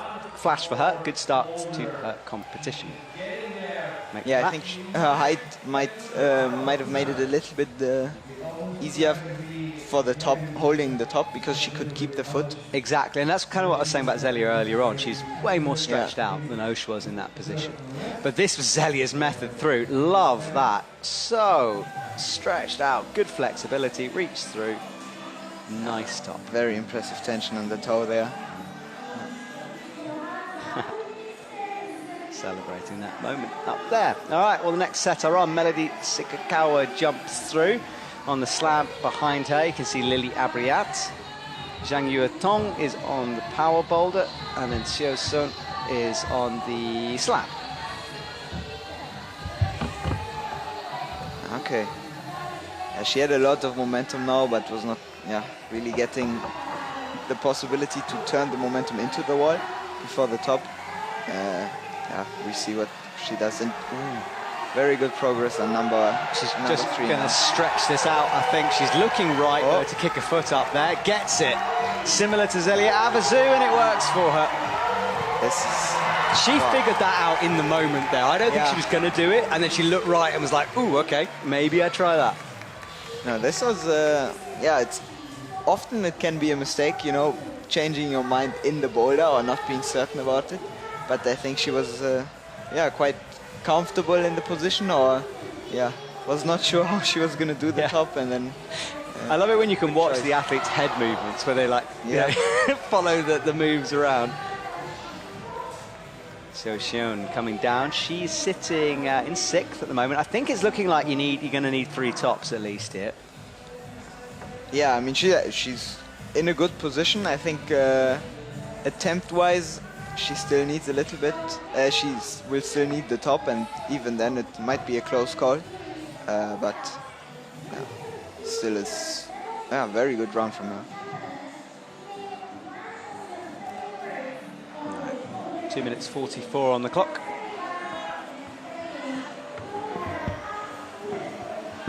Back onto this slab. Lovely shots to show how small some of these holds are.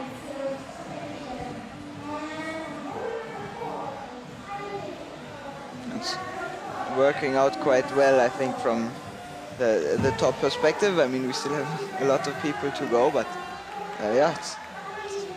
all the boulders are possible, but not everyone is feeling super comfortable on it. Yeah, I quite like it. The variety at the moment seems to you know, be showing off different athletes' skills and different boulders. Yes. Which is, I guess, exactly what you want as a setter. So, Xiao pulls on once more, up to the palm. Melody Sikawa has been super consistent with finals recently. Xiao Seo seems to be... Oh! Melody just needs to match here. She's the first one to really struggle with the last press. There we go. Interesting with that pinch there. Did not seem to find the position in the press super well, but the top on the first one is a very important one, for sure. She was very expressive on the way down there, sort of a bit of a relief there. I think she was really struggling to make the match at the top and thought she might not get it for a sec. So Xiao Seo, does seem to have a little bit of a problem catching the small jib on the right, lowering herself down on it. Yeah, it's a delicate move as she finds the toe. Ooh, and kicks the foot over. Very good. Setting herself well here. Hitting both hold and foot at the same time on the right positions. Quite well executed. And here you can, I think, see her strength, you know, positioning herself very good on the... Oh no, the first one to drop that I remember off the top there. Yeah, I was so sure she was going to do it. Yeah. I think, you pre-celebrated for her there. And she's only got 30 seconds as well, so that is going to be... Oh, she would have jumped way up on that. The time pressure is not something you want on this slab boulder, for sure. No, and I think that, what I was saying about 3 tops, I do think that stands, so she needs this. Yeah. 15, no, she kicks her own foot off. That is so unfortunate. No, this is going to be disappointing for her. I think this would have been a great result. But nonetheless, very impressive climbing from her on boulder number 2, as well as the physical one. Yeah, I think she's going to be in a very shaky position for finals with that, and if she got it, could have been a different story. This was Zhang Yuetong. Look at the head movement. Looks up, is about to throw for it, and then spots it. It's like, oh, hang on. Yeah, super cool to see her, thought process. Yes. Kind of. Okay, I have an undercling. What do I want to do with this one? Yeah. I have a foot on the right. I love that. Maybe I can use it. That little head turns to the right. Oh, wow. I did not see the way she did the top. She's, I think, the first one not going double to the blue one. The blue one. All of the holds are blue. But to the second to last hold, and then she went straight into the position. All right, Annie Sanders is out. We love to chat about how different this lady is with boulder problems. She just finds stuff that no route setter in their right mind would consider. Ocean McKenzie gets a super high foot in the background there on the zone. On this boulder, I just there does not seem to be a way. No, surely you can't static this, right? Surely. Annie, surely. No. Right. She's been working a lot on these movements. Zelia Abazu is approaching the end. She also commits straight away to going for the dynamic move. Annie is not sure about this yet. A little bit hesitant on the way she wants to jump. Just figuring it out. Zelia doing super good work. She needs to switch to the toe now. Yeah, standing up. There's a lot of trust if you're going to stand on that hold. It's almost like a vertical volume you're standing on. It's slightly angled, but not very much. Yeah, I think as soon as your vision goes up, you forget a little bit about the feet. You lose a little bit of pressure, and then it just starts to slip. Now, Annie Sanders had her sighting run. Tried to figure it out, and she was back and forth. I think she's now going to commit to the style type of swing. Yes, she is, and that's progress for her. Now, Osh did this crazy high foot on the zone. She's changed her mind, thank good. Oh no, forget that. So what is she thinking here, Yannick? I mean, it stabilizes the position. You have both the small crimps she has are both directed to the left, so it's easier to hold them like this. But I think it's kind of a one-way street. Wow. Very impressive work from Zoe here. Oh, and a knee bar. First one to do that as well. She also has a side to the right. I think she might go for the toe. Maybe she saw it from one of the girls before. Oh, is she okay? Oh, she grabbed her foot. I think it might be cramp. I hope she didn't land on a brush. No, I think it's one of those, like, you know, when you're down-turning your foot a lot and you get cramp at the bottom. It looked like that to me. The fact she's bounced straight back, I think she's Zelia again in the position already. Yeah. She's keeping the tension now on the left. Also making use of the small edges of the wall. Crimping full gas. Yeah, one last breath. I think she will commit to it. Wow. That's been a good round. That's the first one to do 4 out of 4. Zelia Abazu climbs all the boulders, 99.3. Surely that's enough to get into the finals. Yeah, I'm pretty certain on this one as well, I think. This is super cool to see. Also, not a lot of attempts. Yeah, that's strong stuff from her. So she will be gunning for a second gold of the season then. You'd think. I mean, 99.3. If you don't make finals, there is something very weird going on with that. Root Setter is just retaping on boulder number 4. Sometimes the tape can rip off, so he's just repairing it between the rounds. And Annie Sanders hasn't had success on the top yet, and it might be important that she does this one. Yeah, I think it raises the pressure a lot. She will know for sure that there have been a lot of tops.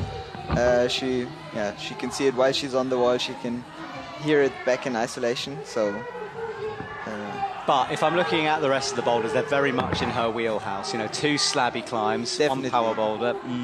Yeah, they look. Especially number 2 might, even with the pressure she has after boulder number 1, might suit her very well. Yeah, I'd bet the house on her doing boulder number 2. So Osh though is struggling with boulder number 2. She's still opting for only 1 foot on the low.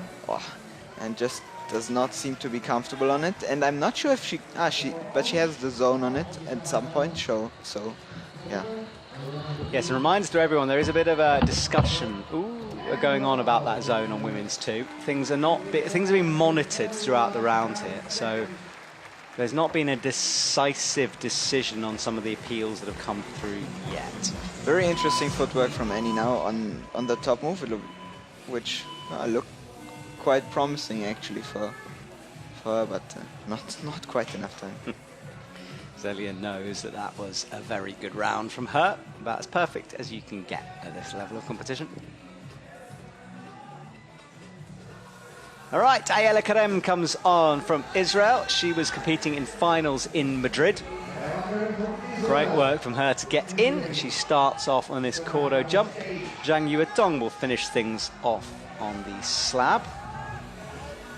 Lily Abriat down on women's 3. Melody Sikawa on the invisible crimps of boulder number 2. Or jibs, I should say.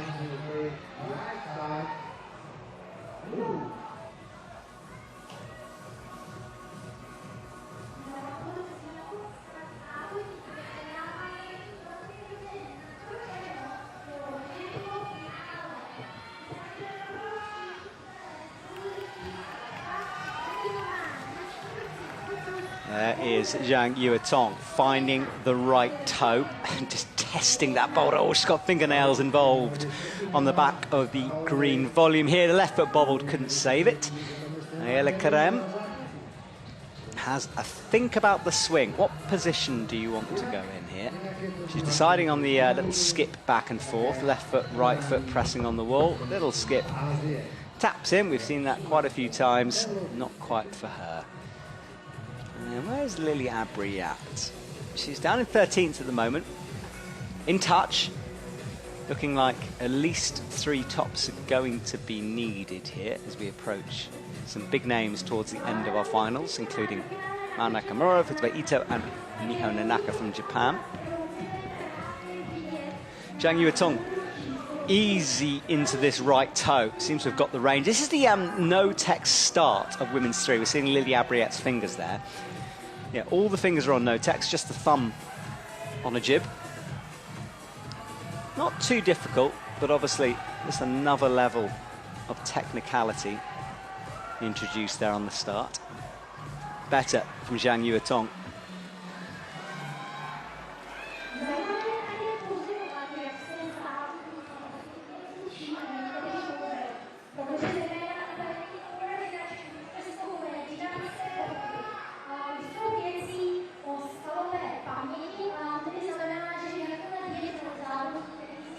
trying the heel.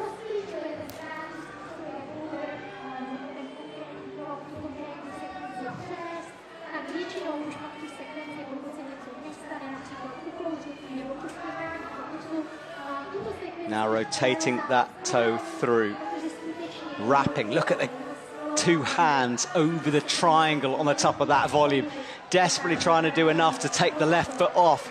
Kicks the left foot through and now will almost side pull that volume. That was great hand through that sequence. Onto the jib now. Now, we haven't seen many drop it from here, as we know.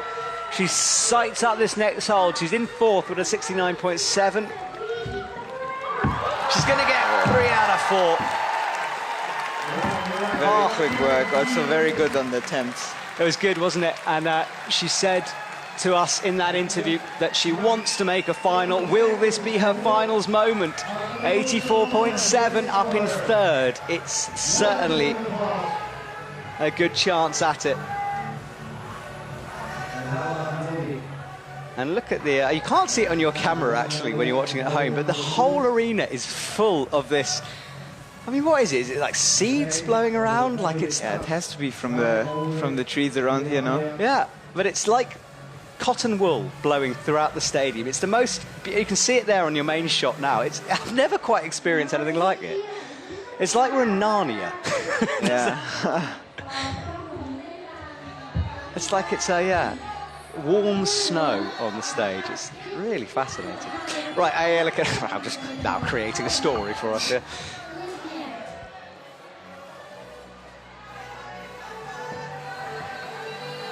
No, I just went out, so the crowd is quite well for the early semi-finals. They're quite hyped. It's super nice to see. Yeah, it's a different atmosphere from yesterday. It wasn't a bad semis yesterday, but it was a very different sort of atmosphere in the stadium. There were so many low percentage moves, people were slipping all over the place. This is a bit more of a show at the moment. Lily Abriat's not getting to grips with the third climb. She leaves. And we're into the top 5 now. Mao Nakamura will be out there smiling somewhere in isolation. We will... yeah, I think the attempts now might start to become very important. That's a lovely thing to see. I think this is... Wow. A lot of happy smile. Relief. Yeah. Her face. She was one of the few actually not to try to hit the volume. She really tried to match the crimp. Now, there is Mao Nakamura. She will also be one that I would bet a lot of money on getting 2 and 4. Maybe this one is her hardest boulder. And then Annie, come on Annie, I've just bet my house on you. You need to do this climb, otherwise we need to send me a new house. Into the jibs then. Now going slow, figuring it out. Also Annie stabilizing it with the foot. And Osh doing very good work and quick work. Also having her sight on the on the right foot. Wow. Osh is on a bit of a roll here. That's 2 in a row, and I think that's the 50, right? Is that 2 flashes? We'll wait and see on the score. Yeah, I think with the time on the power boulder. Goes, yeah. But oh, sorry, yes, there was 2. I forgot about boulder 2, didn't I? So here is Annie. Yeah, she seems to be very comfortable on the crimps and the feet. That foot match was a bit of effort, but she makes it from here, surely. Stand up, trust that foot, Annie. Thank goodness me, I think I've got a roof over my head. Annie Sanders, if she can bring that left hand in. Yeah, we saw Celia putting her foot on the right, on the zone. For the rest of the woman, they kept the right foot. Oh, she's not comfy, is she? No, she's not trusting the left foot at all right now. She wants the right foot in to oppose it somehow. She's drifting it towards the zone and hasn't got it yet. And no! Oh my goodness me, I might be homeless. Oh. Annie Sanders down. She's got 3 minutes. It's okay. No, right. It's enough time for sure to go give a couple more attempts. But yeah, I think standing this long on one of the small jibs, it's not just painful. It's also tiring for the big toe. Yeah. Yeah, and it's super important that you're able to really rely on it for the top move, but also the lower part. Here is Zoe. No. She's going really quick to the 10, but wants to kind of keep the dead point while standing on the small black jib. We've seen a couple of athletes do it like this, but I think the easier version is, yeah, going a little bit slower to the first 2 volumes and then readjusting the right foot. So Mao Nakamura, she's one. You can see how high the feet are off that black. Yeah, body. she's not able, or not at least in the position she's gaining now. She's not able to keep the foot, and then the top move is not really easy to hold like this. No, I think sort of holding it in the shoulder press without any feet would be just a massive show of shoulder strength. So yes. Annie struggled to get back into that position she was in before when she fell off that last move. Goes again though. Zoe Petermans is trying to finish off her comp on a high. We can also see from Annie now, like on the left, she does seem a little less comfortable on the small jibs, but moving into the zone, this is maybe also, yeah, the position that, or the kind of hold that she's more comfortable on. You can see how much she's doing with the hands. She does not have to rely too much on the feet. Really working hard as Annie Sanders now. She knows she needs to get this one done. Also Zoe making her way, yeah, over the 10. Right, so what can Annie do differently here? Maybe just go a bit further on the left foot in order to bring the right foot up, or just trust the left foot more? She will have to put her body position on top of the left foot, or even over the left foot, or find something on the right to stabilize. Annie gets it done, yeah. Yeah, she always wanted something for that right foot. Yeah, I mean, we saw Zelia also standing with the left, and she was able to put the foot on the zone, which is a little closer. I think Annie was not comfortable putting it on the zone because it's, yeah, turned downwards, so there's not really a jib to stand on. But finding it on the right now for Zoe gets it done from 14th, drumming her feet on the wall in celebration, but it's going to leave her outside of a final space with a 54.2, but a top in semis, so good work. Yeah, also a top with 4 zones leaves her in a good position compared to a lot of other athletes that, yeah, just only manage to do 1. I think this is, yeah. That was not Mao's Boulder, that one, but she's got 3 to come that will suit her more. Got the zone, of course. The zone. And the zone in 10, I think, is yeah, doable for most of them, and now it just raises a little bit the pressure, but we will see. Oh, she's on a roll here. She really, also on the other World Cups, yeah, on the other events, she seemed to be super strong on on the physical ones, and just, yeah, very dominant. That's what everyone says about her. They're just like, she's so strong. Yeah. That was Zoe launching through, drumming the feet on the wall in celebration. Great work from her. Super nice to see, ending the semi-final round on a high note. So, Futaba Ito is on. Now, she's so interesting. She very often has fantastic qualifying rounds, and then something happens in semis, and she can't necessarily sort of follow through on that potential. Yeah, I think this is a problem when you're coming from a super good qualifying round. I think this is also just a lot more pressure. The people around you are doing a lot more tops, so you expect the boulders to be a little bit easier maybe. Yeah, and occasionally mentally she does struggle. Melody as well as a move away on boulder 4 here. Yes, Melody's going to get it with a normal stand-down method. Yeah, she did it with the toe version now on the zone that we saw once before. It's cool to see that all three ways seem to work, not only for just one athlete, but now for two or more. Yeah, it's a very good bit of setting that. I love a boulder that you can do multiple ways and isn't limiting for the athletes. Lily seems to be super comfortable on the slab right now. Was able to bring up the foot quite well on the 10, have the volume really well. Eyes the top, I think, needed it, but I think she's going to be low in terms of the finals here, and she thinks she knows it as well. It'll blow out of breath. She moves up into 6th at the moment, but we've got some pretty big names to come, so we'll have to see. For Lily, Ayala Karem gets boulder number 2 done. Very nice. Yeah, we now could see that with the right foot she did not have the same problem as Annie to having to bring her body position over on top of the foothold. So yeah, might be a little bit easier to match, at least when you have the right foot. Maybe not quite standing up, but yeah. 2.5 minutes there from Futaba Ito. And all the boulders done apart from hers, so we just get to focus on her, which is nice. Yeah, this maybe shows yeah, the little bit lower scoring round we had yesterday compared to today. It's very different. It is, isn't it? And it's different kind of atmosphere. And now it becomes attempts, it becomes quite a cagey affair because everyone feels like they need to top everything or get up there.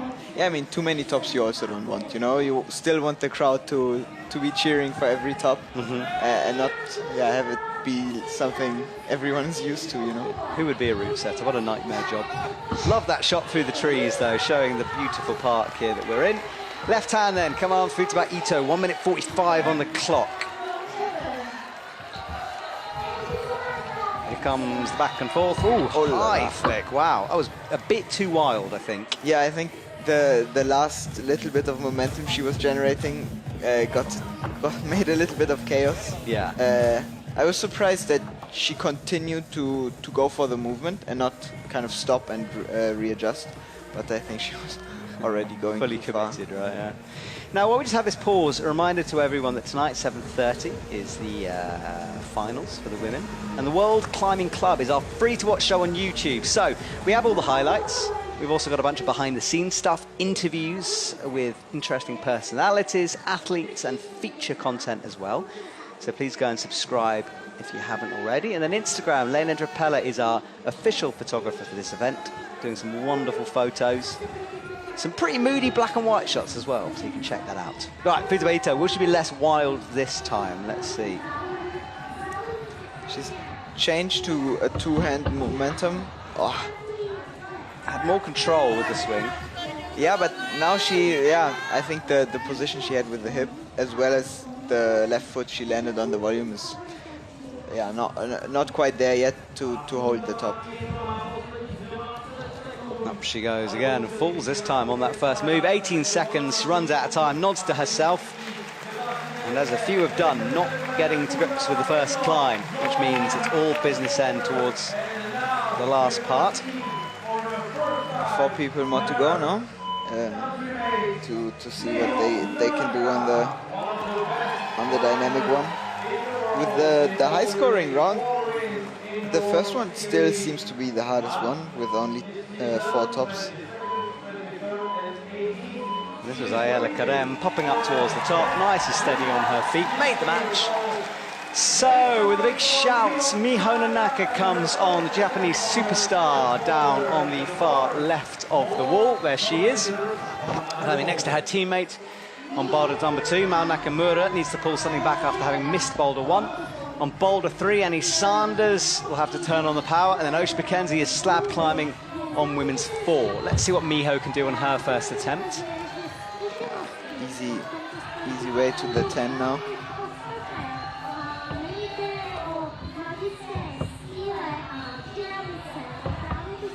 Not yet. Well, Mao seems to be super comfortable on the women's 2 slab. Yeah, I mean, this is her absolute sort of style. She's the best slab climber around. She brings the right foot up. That is a very, very good bit of climbing from Mao Nakamura. Definitely. And here we can see the right foot that Annie was kind of looking for on the zone. Ooh, Annie goes for the knee bar. She's chalking up. She might even take 2 hands off. Look at this. This is so Annie Sanders right now. Excited to see if she goes for the toe on the right or the toe on this one. She's going to go for a back heel. What on earth is that? Oh, well, it works. 4 beaters then, right? And then a heel at the end. Wow. Now this, was it looked quite comfortable for her. Yeah. Not the sort of beaters she usually breaks. Looks like a good way to do it. Yeah, I agree. gets it done too. So let's see where that leaves her. She's already in 5th with a 69.8. No, the tops she made were super quick, I think. Yeah, you can see it leaves her in 2nd place. I think it's a safe final for her. Well, 2 to 5 are all in the 84 category, just attempts separating them.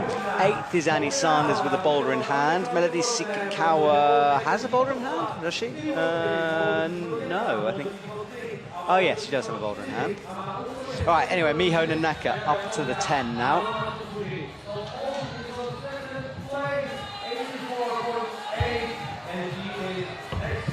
Oh, struggling a little bit with finding the right way to jump on it. Yeah, she is.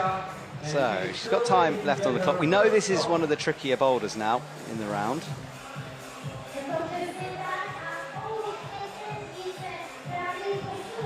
Miho has qualified quite well for most of the semifinals this year, but did not really seem to find her way in the finals as she in the semifinals as she used to. So I think yeah, a top on boulder number 1 would suit her confidence quite well, or make it a little bit harder on the pressure for the next 3.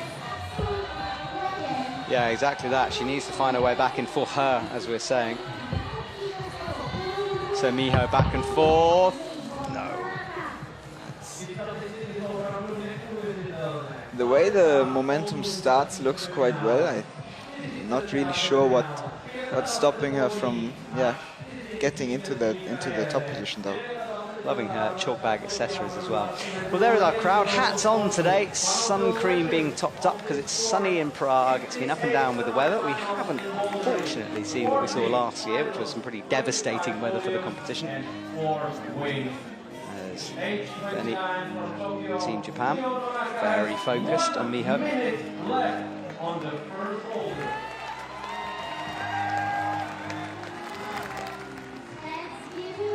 So much flow for Miho onto that first move.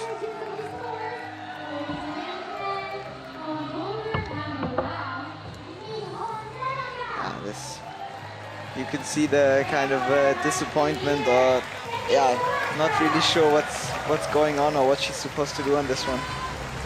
This is not a great feeling to start into a bouldering round for sure. But yeah, I mean, we know Miho and the experience she has. I think she can put it back. Go for the comeback, yeah. And that was Annie's weird back heel thing. Did it in Annie Sanders' way. Yeah, Annie would make the worst coach in the world, I swear. She'd just be like, she'd be helping people do beta, and it would make 0 sense. She's so unique. And look at that top from Mao, brilliant from her. And Osh McKenzie launching up, hands stretching towards the crimp. Yeah, making not really a big problem of this top move. And a smile, a little hand gesture, the Aussie hand gesture. But I think a coach would usually tell you to go for, the first time you should go just for the way you think, you know? It just helps also in the rounds, you know, to trust your ability to do what you're best at. Yeah, that's true. Yeah, maybe Annie would be a brilliant coach. Maybe she'd just be like tearing up the rule book. Be like, whatever you want to do, have a go. So Camilla Moroni flashed 5 out of 5 in the qualifying round. She was in great form there. Can she continue this? Missing it that time. So there goes the perfect round. Yannick, no. My dream gone. It's so the flowers in the air are so heavy right now. Yeah, I think it's the way that our commentary box is located. It just shows the flowers, but on the screen it's luckily it's not too much on the mats, because I think this would be quite uncomfortable. Yeah, everyone in the audience is getting covered by it, but yeah, the mats are free, luckily, the wind blowing past it. Right, Camilla starts to back and forth. Ayala Krem is on the power boulder. Doing very good work, and also Melody very quickly on the 10, which is super important. She's a good slab climber, is Melody. Rocks on the heel, turns the heel into a toe. Wow, super quick work from her on moving into a comfortable position. Melody pops for the top, misses it though. The top. Not many have missed that. And for her, it's very important to do the moves quickly. She's already down to the 69.5, which is 6 missed attempts, which won't bump her up a lot more places. I think she has 2 more goes to be on the same spot as Oriane, but we will see. Yeah, Oriane coming out second, and she's been up in the finals position for a long time. Nervous wait for her. Camilla Moroni got the hands a bit mixed up there, messed up that the sloper volume before the final hold. Yeah, but Oriane was a very, very good benchmark. Even though she was a little bit injured, I think it showed what was possible and also necessary maybe for a final. Got to keep your chin away from the wall on a slip like that, because you're so close to the wall with the jibs that. Yeah, but luckily with the small jibs, there's nothing you can hit. On the way down. That's true. Yeah, she's got to be careful to disappear between the mats and the walls. Right, Melody has another chance at this. Needs to do it quickly, as Yannick said. Not going to be quick that time. This was a very costly attempt. Ayala just throwing. Camilla starts to rock back and forth. Wow, she was hitting the...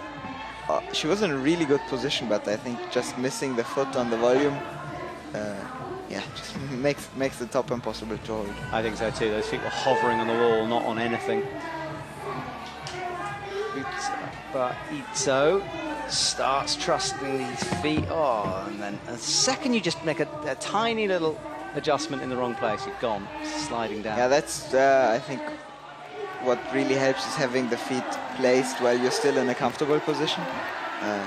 But now, I think Melody has to fully commit, but she knows where the hold is.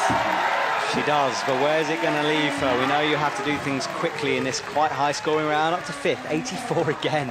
Same scoring as Oriane, but just through attempts on the tops. Did Mao Nakamura not get a top on women's 2? But it seems to not be given. I swear she got the top really easily, didn't she? Yeah, it's true. Yeah.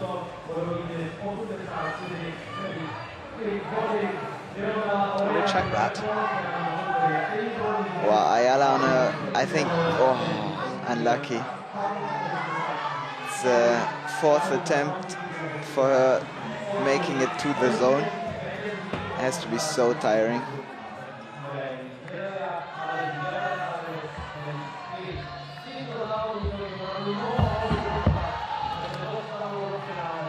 Wow, very impressive.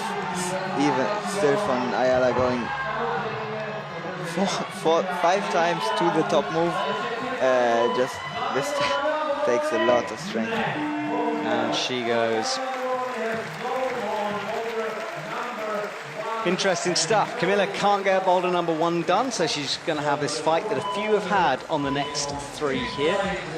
We start to wind down the boulders. Camilla is done, so Erin is the last climber out. That was Melody on that final hold.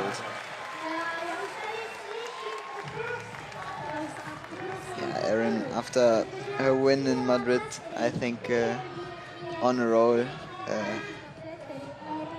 We'll see. Yeah, she's certainly one of the favourites here. So what can she do for this sequence? Not on the first attempt. Miho is on the invisible boulder. Annie Sanders is on the slab. He'd back her for that. And then there is Mao Nakamura. Yeah, I'm not sure what's going on with that one, because I'm pretty sure she got the top of women's 2. So I don't know. I've checked. I'm asking. We'll find out.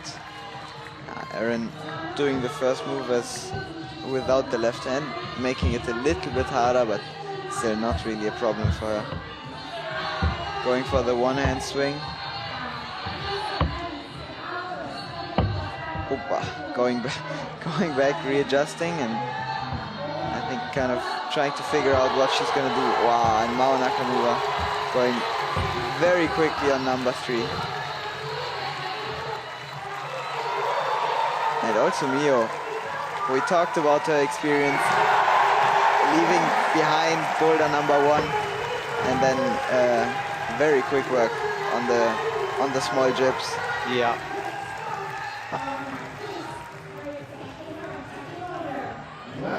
And as usual, going slow on the moves. She looks quite comfortable on the volumes though. Yeah, apparently that score is just a mistake in the scoring system. So as we can see there now, upgraded. So she, no, not upgraded yet. So it will be upgraded. So it's being updated. So Annie Sanders. Yeah, and now it really shows how important the attempt will be, with Mao flashing everything she has until this point. Annie finds that right jib, looks right around the corner, sets herself. Very easy work for her.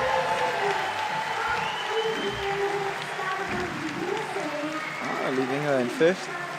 And we can just see 84.8, 84.8, 84.7, 84.6.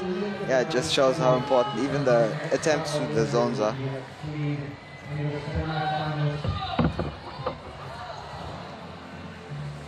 Also, Erin is not able to leave the foot on the volume right now. So, yeah, I think a little bit too much momentum. Yeah.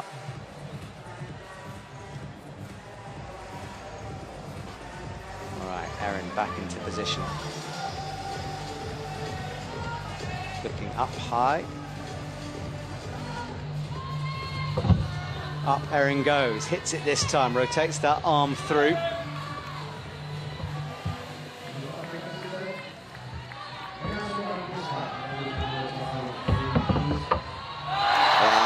good work. We haven't seen the top for a while. Yeah. Super important top, I think. The next 3 boulders in the round will suit her a lot more, where she has a little bit more room for error now, taking out a lot of pressure. Also, this way to the top seems to be a lot harder, but if you hit the pocket right and have the height, it's okay. All right, and that was Miho as well.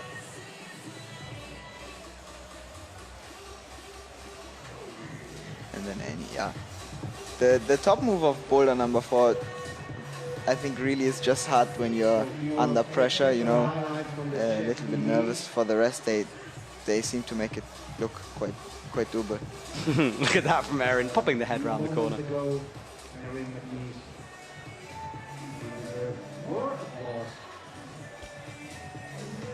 Giving up, of course, and eventually finding the right way.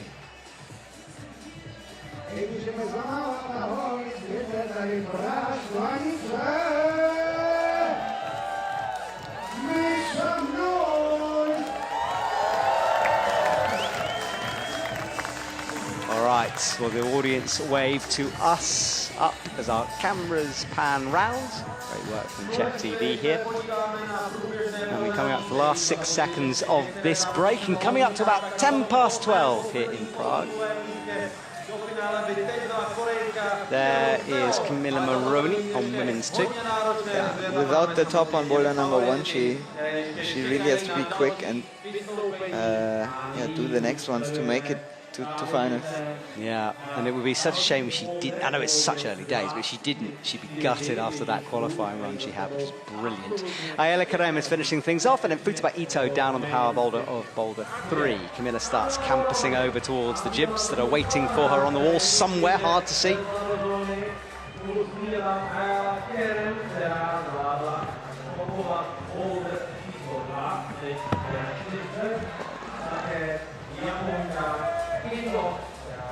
Up she goes with the left hand, right hand match.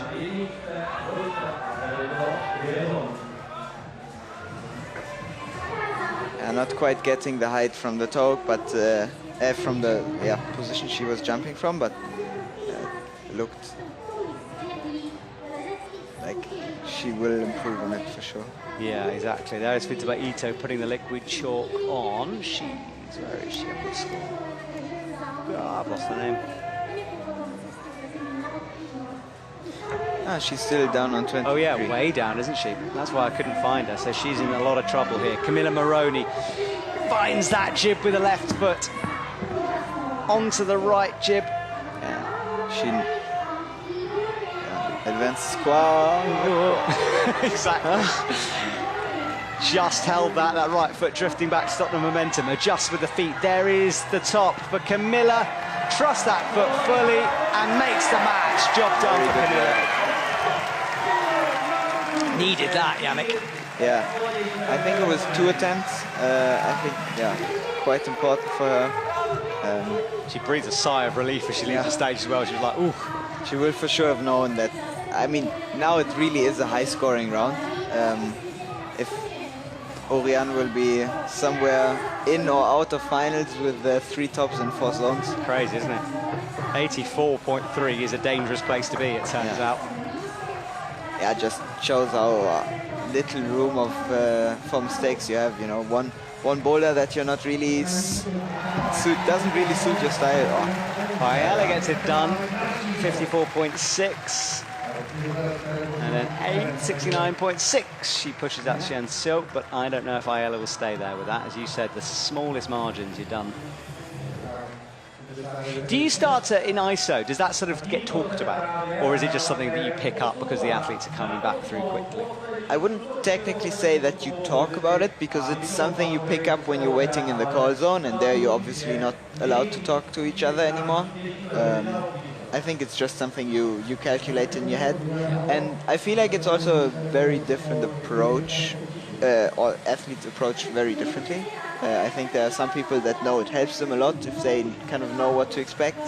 And then there are people that do it and it doesn't help them a lot, you know. Yeah, especially I think on this level, I would say there are 60-70% of the athletes. Spiraling down to land on her feet. A nice little 360 there, and she knows that she's in some trouble here. Just 3 zones so far. And it's this classic thing with her again. You're such a good qualifying position and just can't follow through. Yeah, a lot of top holes in the hand, but just dropping them out. And it is small margins, and I'm not criticising. It's just, you know, it's talked about a lot with her, that mental side of thing when she qualifies in a high position. It's a struggle. But it's also, I feel like a qualification does have different styles of boulders. So I feel like, depending on the pressure you have or the style you enjoy, a qualification just can be better for you. We saw a shot of Chloe Cosco there in the red dress. She will be joining me tonight for the women's finals. So Futaba Ito with 36 seconds will have a last shot at this one. Toe hook locked in, into the side pulls. Wow, just barely made it now. Excited to see if she goes for the same method. Oh, she does the toe like here. Nice. Great work from Futaba Ito there. A very important point still for the placing. I think for finals it will not be enough, but yeah, exactly that. She's left it a bit late, hasn't she, in order to make that run. And but position's important. The Eurohold's overall title, of course, is the points throughout the season. And that was Camilla Moroni. Knew she had to get that done. She'll be aware of the high scores. So Erin McNeice now comes onto the slab of women's 2. Mao Nakamura will finish off the slab on women's 4, and then Miho Nanaka is down on 3. Yeah, both Miho and Mao have had their problems with boulder number 1, but now continue to flash the next one. So I think they're in still a quite good position to advance. And that was the top from Futaba Ito, but probably leaving it too late here. Okay, everyone, we'll still start to say goodbye to boulders here as we come up to 20 past 2. This is Erin, who's edging her way towards the zone hold, and Mao Nakamura as well towards the 10. Erin with as one of the few athletes that has the privilege to have topped the first boulder, no? Just taking out a little bit of pressure, but this is just also really her style. She'd like to join Zelia, wouldn't she, on four tops? Right, there's the side pulley jib, if you can call it that. It's so tiny, I don't think you can. And Mao Nakamura doing... Oh, look at that quick work. So, leave her up in second place. Wow. Well, we knew the first boulder would be a problem for her, and we knew the next three probably are her style, and that turns out to be true.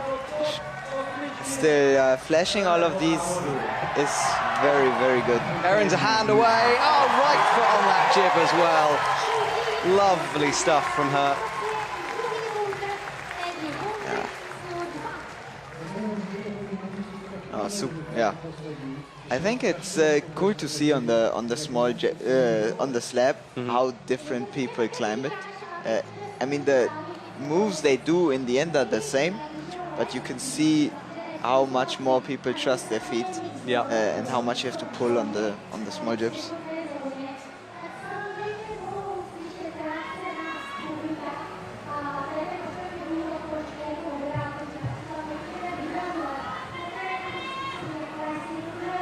All right, Miho on the overhang.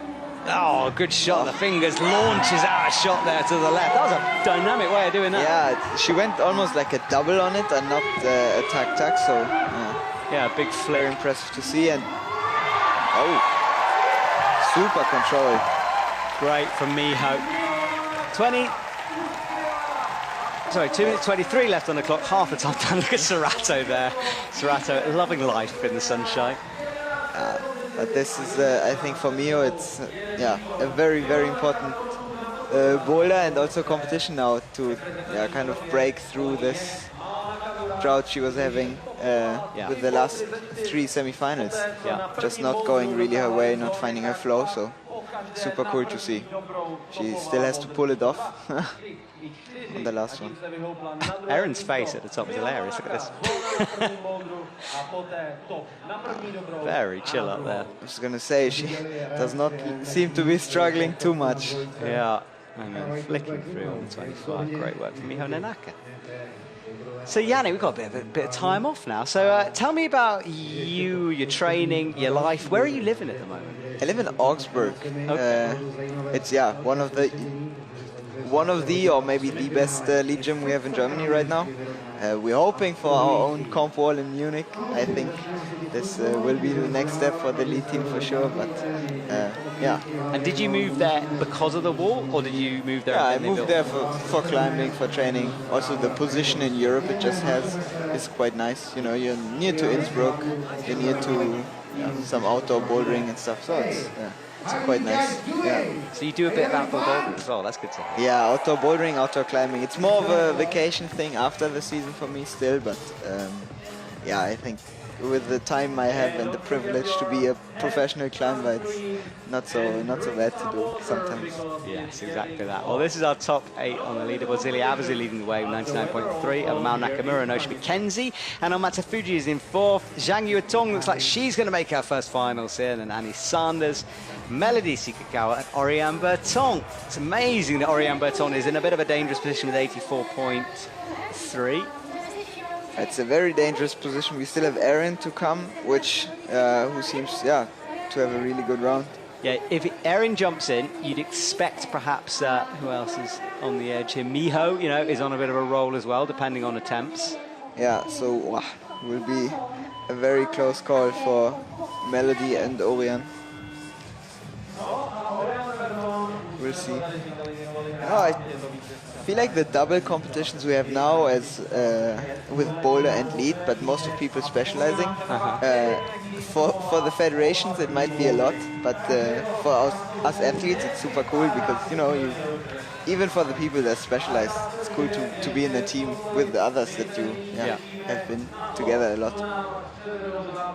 So there's Camilla as well. And Camilla also, we didn't chat about her. She's in the running. So yes, Oriane in trouble, you've got to say.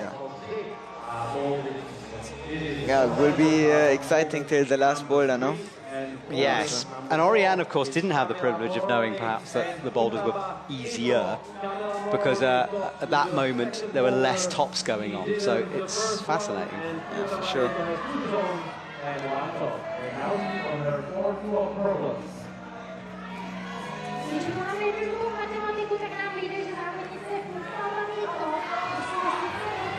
Okay, Futaba Ito though. Oh, and look at Camilla. Very quick work. Camilla must do this boulder. Oh, and power screams her way through. She looks right at the potential foot. She's just going to boost for it, and the foot slips as she goes. Yeah, she did not seem to be super comfortable in the position. She was thinking, hesitating a little bit. Do I put the foot on the right? Do I put it on the toe? Yes. Yeah, a little bit of unlucky that the foot slipped, so she did not have quite the chance to try and get a feel for the move with the beta she did now. But yeah, the foot kind of slipped before she could even attempt it. So now, as you say, what do you do? Yeah. You know, you're like, which one was correct? Because it was just a foot slip. Futaba Ito is out of the running for finals, so she'll want to just finish things off well here on this slab.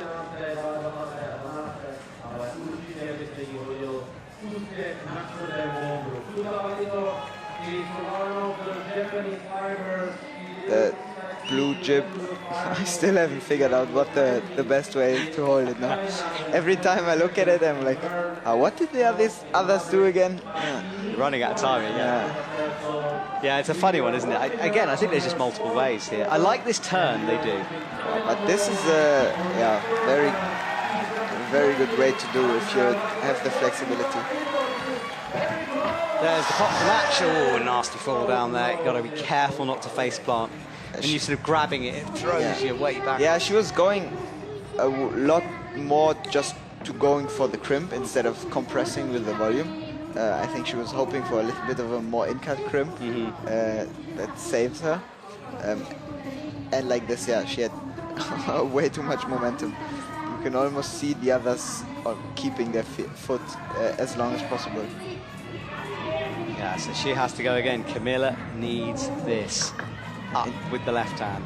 Interesting to see what beta she decides to go for. She looked right again then. I was going to say, she kind of looked to the right. She looks at it again. She wants to stick it up, but she's just going to jump, and who cares? Pure physicality from Camilla Moroni, and a huge scream at the top as well. Needed that, got that. 44.8 is a current score. Wait for that to change. I think it was one go that she missed on, so still very well in the running. Yeah. Even with a bit of room to spare on the slab. So, Futaba Ito, full focus now. A little overbalance on the wobble there. Has fingers pressed in. Creeps over. She moved up to 15th with that zone, but wants the top here. There's Yannick's blue jib. Heel in. Starts with the heel, but I think, the way she did it before, correcting her way and now putting the left foot and really leaning into the volume, it's looked super nice before. Yeah. Foot on the jib. I think now also she knows how bad the crimp is, so she will try to take one hand on the volume. Yeah, just never mind. Well, that will jump her up the scores up to 10th, so outside for her. Just high scoring round, and those mistakes early on cost her dear. She doesn't progress again from semis. But super consistent in the semi-finals. And then Camilla, she looked at Vita on the right. She had a potential, didn't decide to use it, boosted it up. Good work. She hit the hole, and then with just a lot of strength pulling into it. No, she didn't really need the left foot standing on the volume afterwards. She could have just campused it for the top match. I love it when Camilla turns on beast mode. It's awesome to see. And Futaba Ito launching through. I love that shot as well. Down, looking at the athletes, more accurate on the jib, realised perhaps it wasn't quite as good as she thought it was the first time. Corrected, job done. Yeah, I feel like the power screams you do on the top matches, they give you so much energy for recovery in between the boulders, and also for the excitement you go to for the next one. Is this a tactic from Team Germany? It's like scream at the top. No, I mean, you see it on a lot of athletes, no? That just go with the hype, you know. Yeah. Majesty does it a lot. Yeah. Eh? He just like soaks in the crowd. And Max Berton started doing it a lot more as well. So Miho's in 12th at the moment, 59.9 in touch, and Erin McNeice will continue her run after boulder number 1 was sent for her.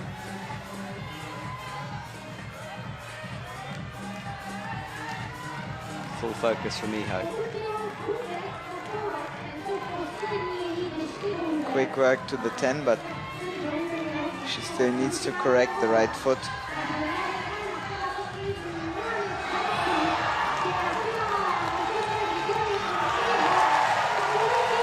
Good from Erin. So, will it make a difference? I have a feeling she might do it like Camilla did and just boost for it. Yeah. No, she's going to do a right foot. The foot beta is, yeah. I think that's the safest method. Yeah. Great work from Erin. Well, that's 3 out of 3. Miho, no, not that time for Miho. She Miho tries to slips out on the right, on the left from the volume. Oh, but Erin just showing how strong she is now.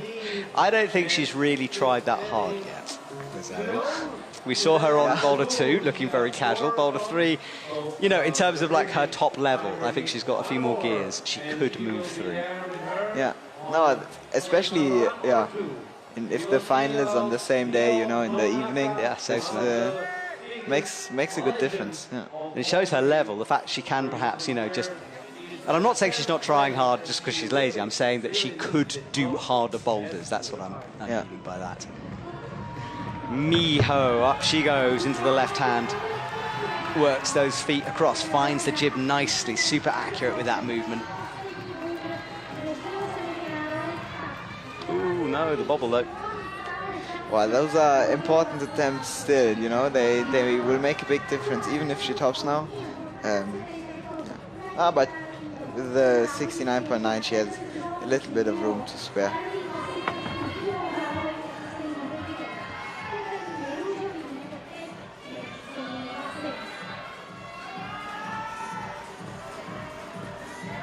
Careful from Miho, creeps over. Oh, going. Oh, wow, nearly held it. Yeah, we saw a few try it like this, but I think only Annie did it like this slow. Yeah, it just seems to be easier to correct the right foot.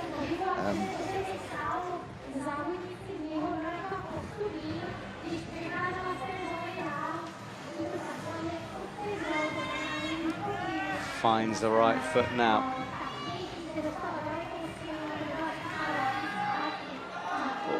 Screw hole being Getting used. the screw hole.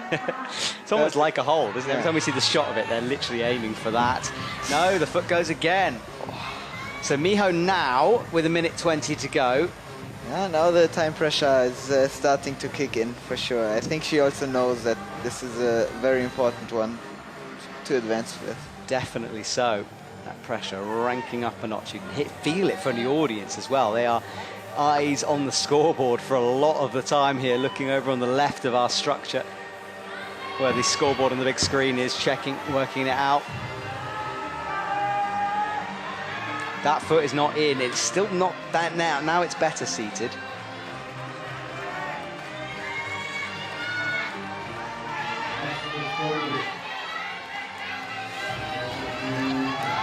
Yeah, now she got it.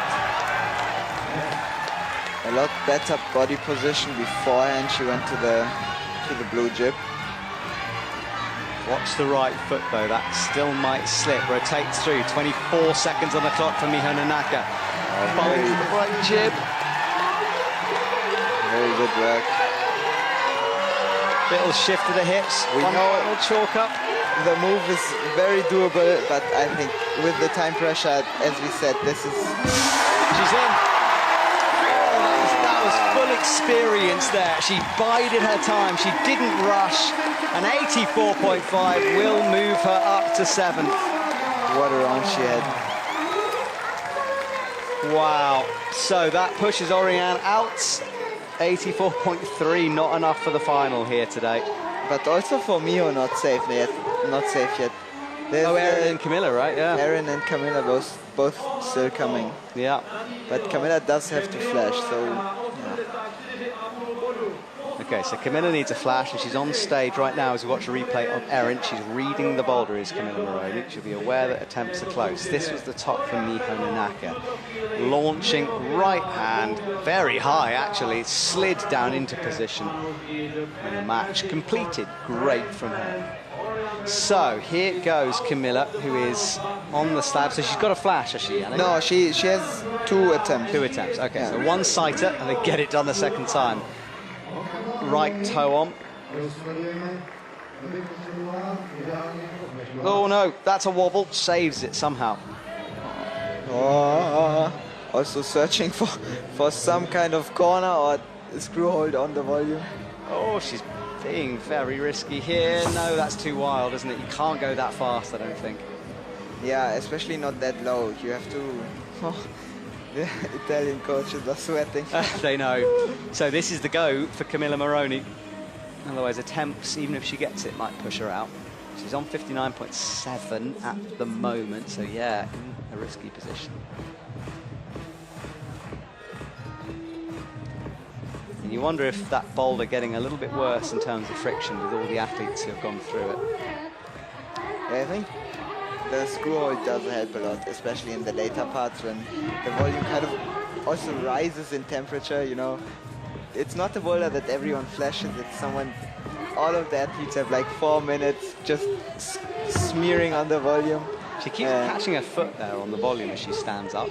And these are were 2 very bad goes. Yeah, exactly. Very important She's goes. done, right?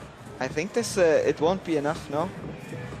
Especially, I mean, you have to consider that Erin will still probably move up.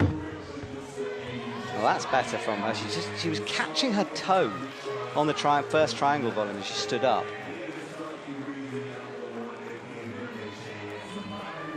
Yeah, she has the small jib, corrects the left foot. I think she knows to go quick now. Yeah. Very good execution, but still, after we saw a lot of people still struggle. Yes. So, foot on. Toe pressing. That's the jib.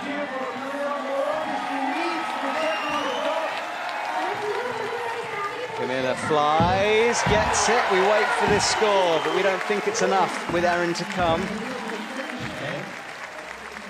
With Erin to come, one attempt. Oh, so close. Yes, if she had got that one attempt, that 2 slips at the beginning was super vital for her. Well, you never know though. Maybe Erin will blink for the first time. We'll have to wait, but that's Camilla's top. Feet stopping the swing. And relief from her, but when she goes and checks those scores, I think that relief will turn to despair, but she'll know how close. Yeah. These are attempts that will haunt you in your sleep. Yes. For the next weeks, for sure. Yeah. But it will, wow. I mean, Erin does have, I think, 2 attempts to spare to the zone. And then, yeah, if she tops, she has enough attempts, unlimited attempts, to move up a lot. Okay, so let's see what Erin can do here. Just needs to keep it together. And I think mentally she's more than capable nowadays of dealing with this kind of pressure. Team Japan gather. Ooh, fans are out in action. It's obviously hot out there. We're in a commentary box. No air conditioning in our commentary box, though. Yeah. But it's not that hot. We're okay. It's going to be hot in Innsbruck, though, in a week. It usually is. Sure. It also usually rains. Oh, it does. At some point. Storms, rains, we've had everything. I remember one year sitting in the commentary box as it gradually filled up with water. The danger of the outdoor venues, no? Yes. But also, yeah, the vibe we have in the outdoor venues and the amount of people that are able to watch just makes it all worth it. Yes, I mean, there's backdrops, for example, in Chamonix with the mountains. You wouldn't want to lose that, but obviously safer to be indoors. It's a bit of a gamble. Gambles are okay. Oh, hello, baby. All right, Erin is waiting. This is the brushing break, and our final athlete is about to come on. After this, we will say goodbye, and this evening, 7:30, we'll return for the finals. Here is Erin then. Still needs to climb this boulder. It's not in any way done yet, but she seems to be climbing really well at the moment. Yeah. She got herself a good advantage with the first boulder, taking out a lot of pressure for the next ones. The next ones for sure are a lot more her style, or were a lot more her style. I think she knows how much she has to do now for a final. She knows she's on a roll. Finds the press.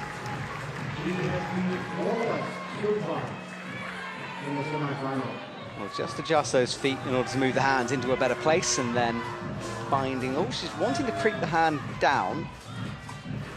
She does not seem to be super comfortable catching the small jib. Yeah, she had to step that left foot up a bit more, and she's pretty blind on this as well.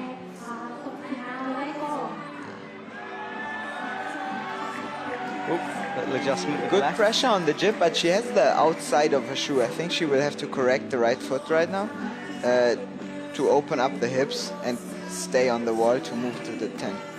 So you can see her turning the foot and just wiggling it out. Yeah, Erin does not like to fall off boulders, but we saw that in Madrid.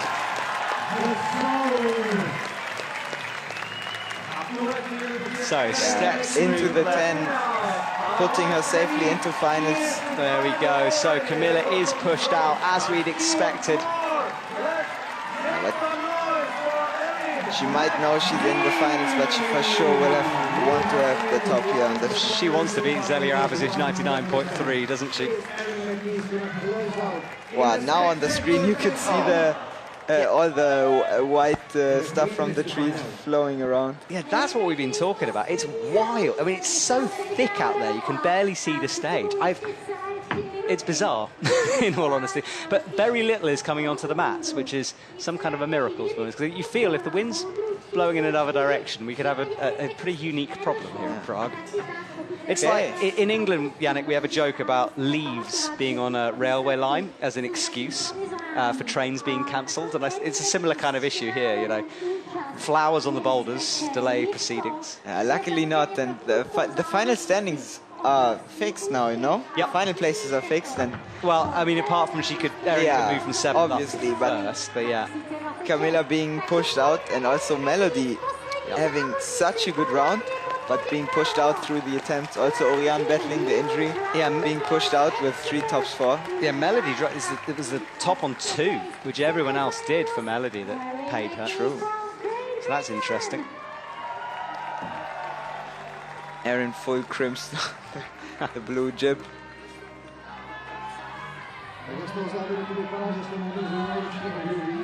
She has the foot now, but she still needs to turn the knee in order to switch feet. Yeah, very comfortable now. Yeah, she looks good here. Not many have dropped it from here, but a few have, so she still needs to put full focus into this. Gets herself set from low down. Erin does it. Great work from her. Perfect way to end the semi-final here for her. And just a one arm at the top. Into first position with a 99.5 over Zelia Abazic. Well, a reminder, everyone, we will have this appeal process that might happen. I'm getting no messages about it, but just to warn you, these are provisional results until that's through, and that will be finished after our broadcast finishes. Yannick, thank you for joining me today, mate. Yeah, I'm super excited. I hope I could give a little bit of insights on movements and on the way you approach some boulders, even though I kind of have to specialize. I wanted to specialize, and I enjoyed the specialization. So, yeah, but happy to be on some of the double World Cups and watch some boulder. And hope you enjoyed it as well. You gave some brilliant insights, Yannick. Thank you so much. Well, we'll wait to see the confirmation of the results as our audience filters out from our arena. Erin hangs in super slow motion here. And then with the flowers blowing across the arena, Team GB clapping there. Great stuff from everyone. All right, so one last look at the results then. Erin McNeese with the 99.5 over Zelia Abazu, Mao Nakamura, Noshi McKenzie, Anon Matsufuji, Yuetong Zhang, Annie Sanders, and Miho Nanaka. Camilla Moroni and Melody Sikakawa missing out by the smallest of margins, as does Oriane Berton.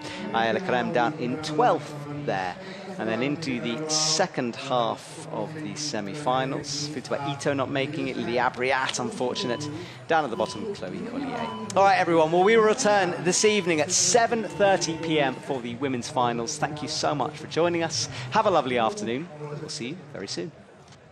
Je to přesně tak, jak říkáš, a ty rozdíly mezi jednotlivými závodnicemi velmi často ty výkony byly opravdu minimální a v tomto semifinálovém kole se skutečně pozorovalo nejen počtem zón nebo počtem dosažených toků, ale především počtem pokusů.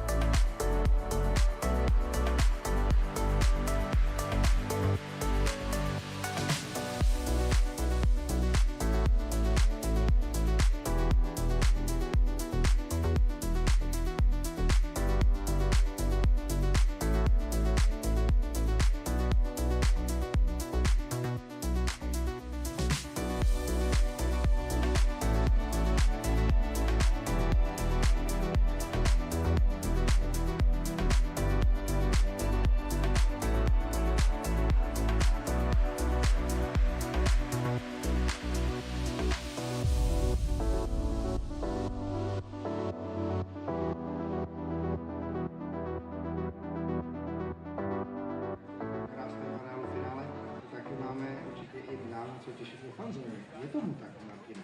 Je tomu tak. Skutečně, Jiří, je tomu tak. Nezapomeňte, že tady máte...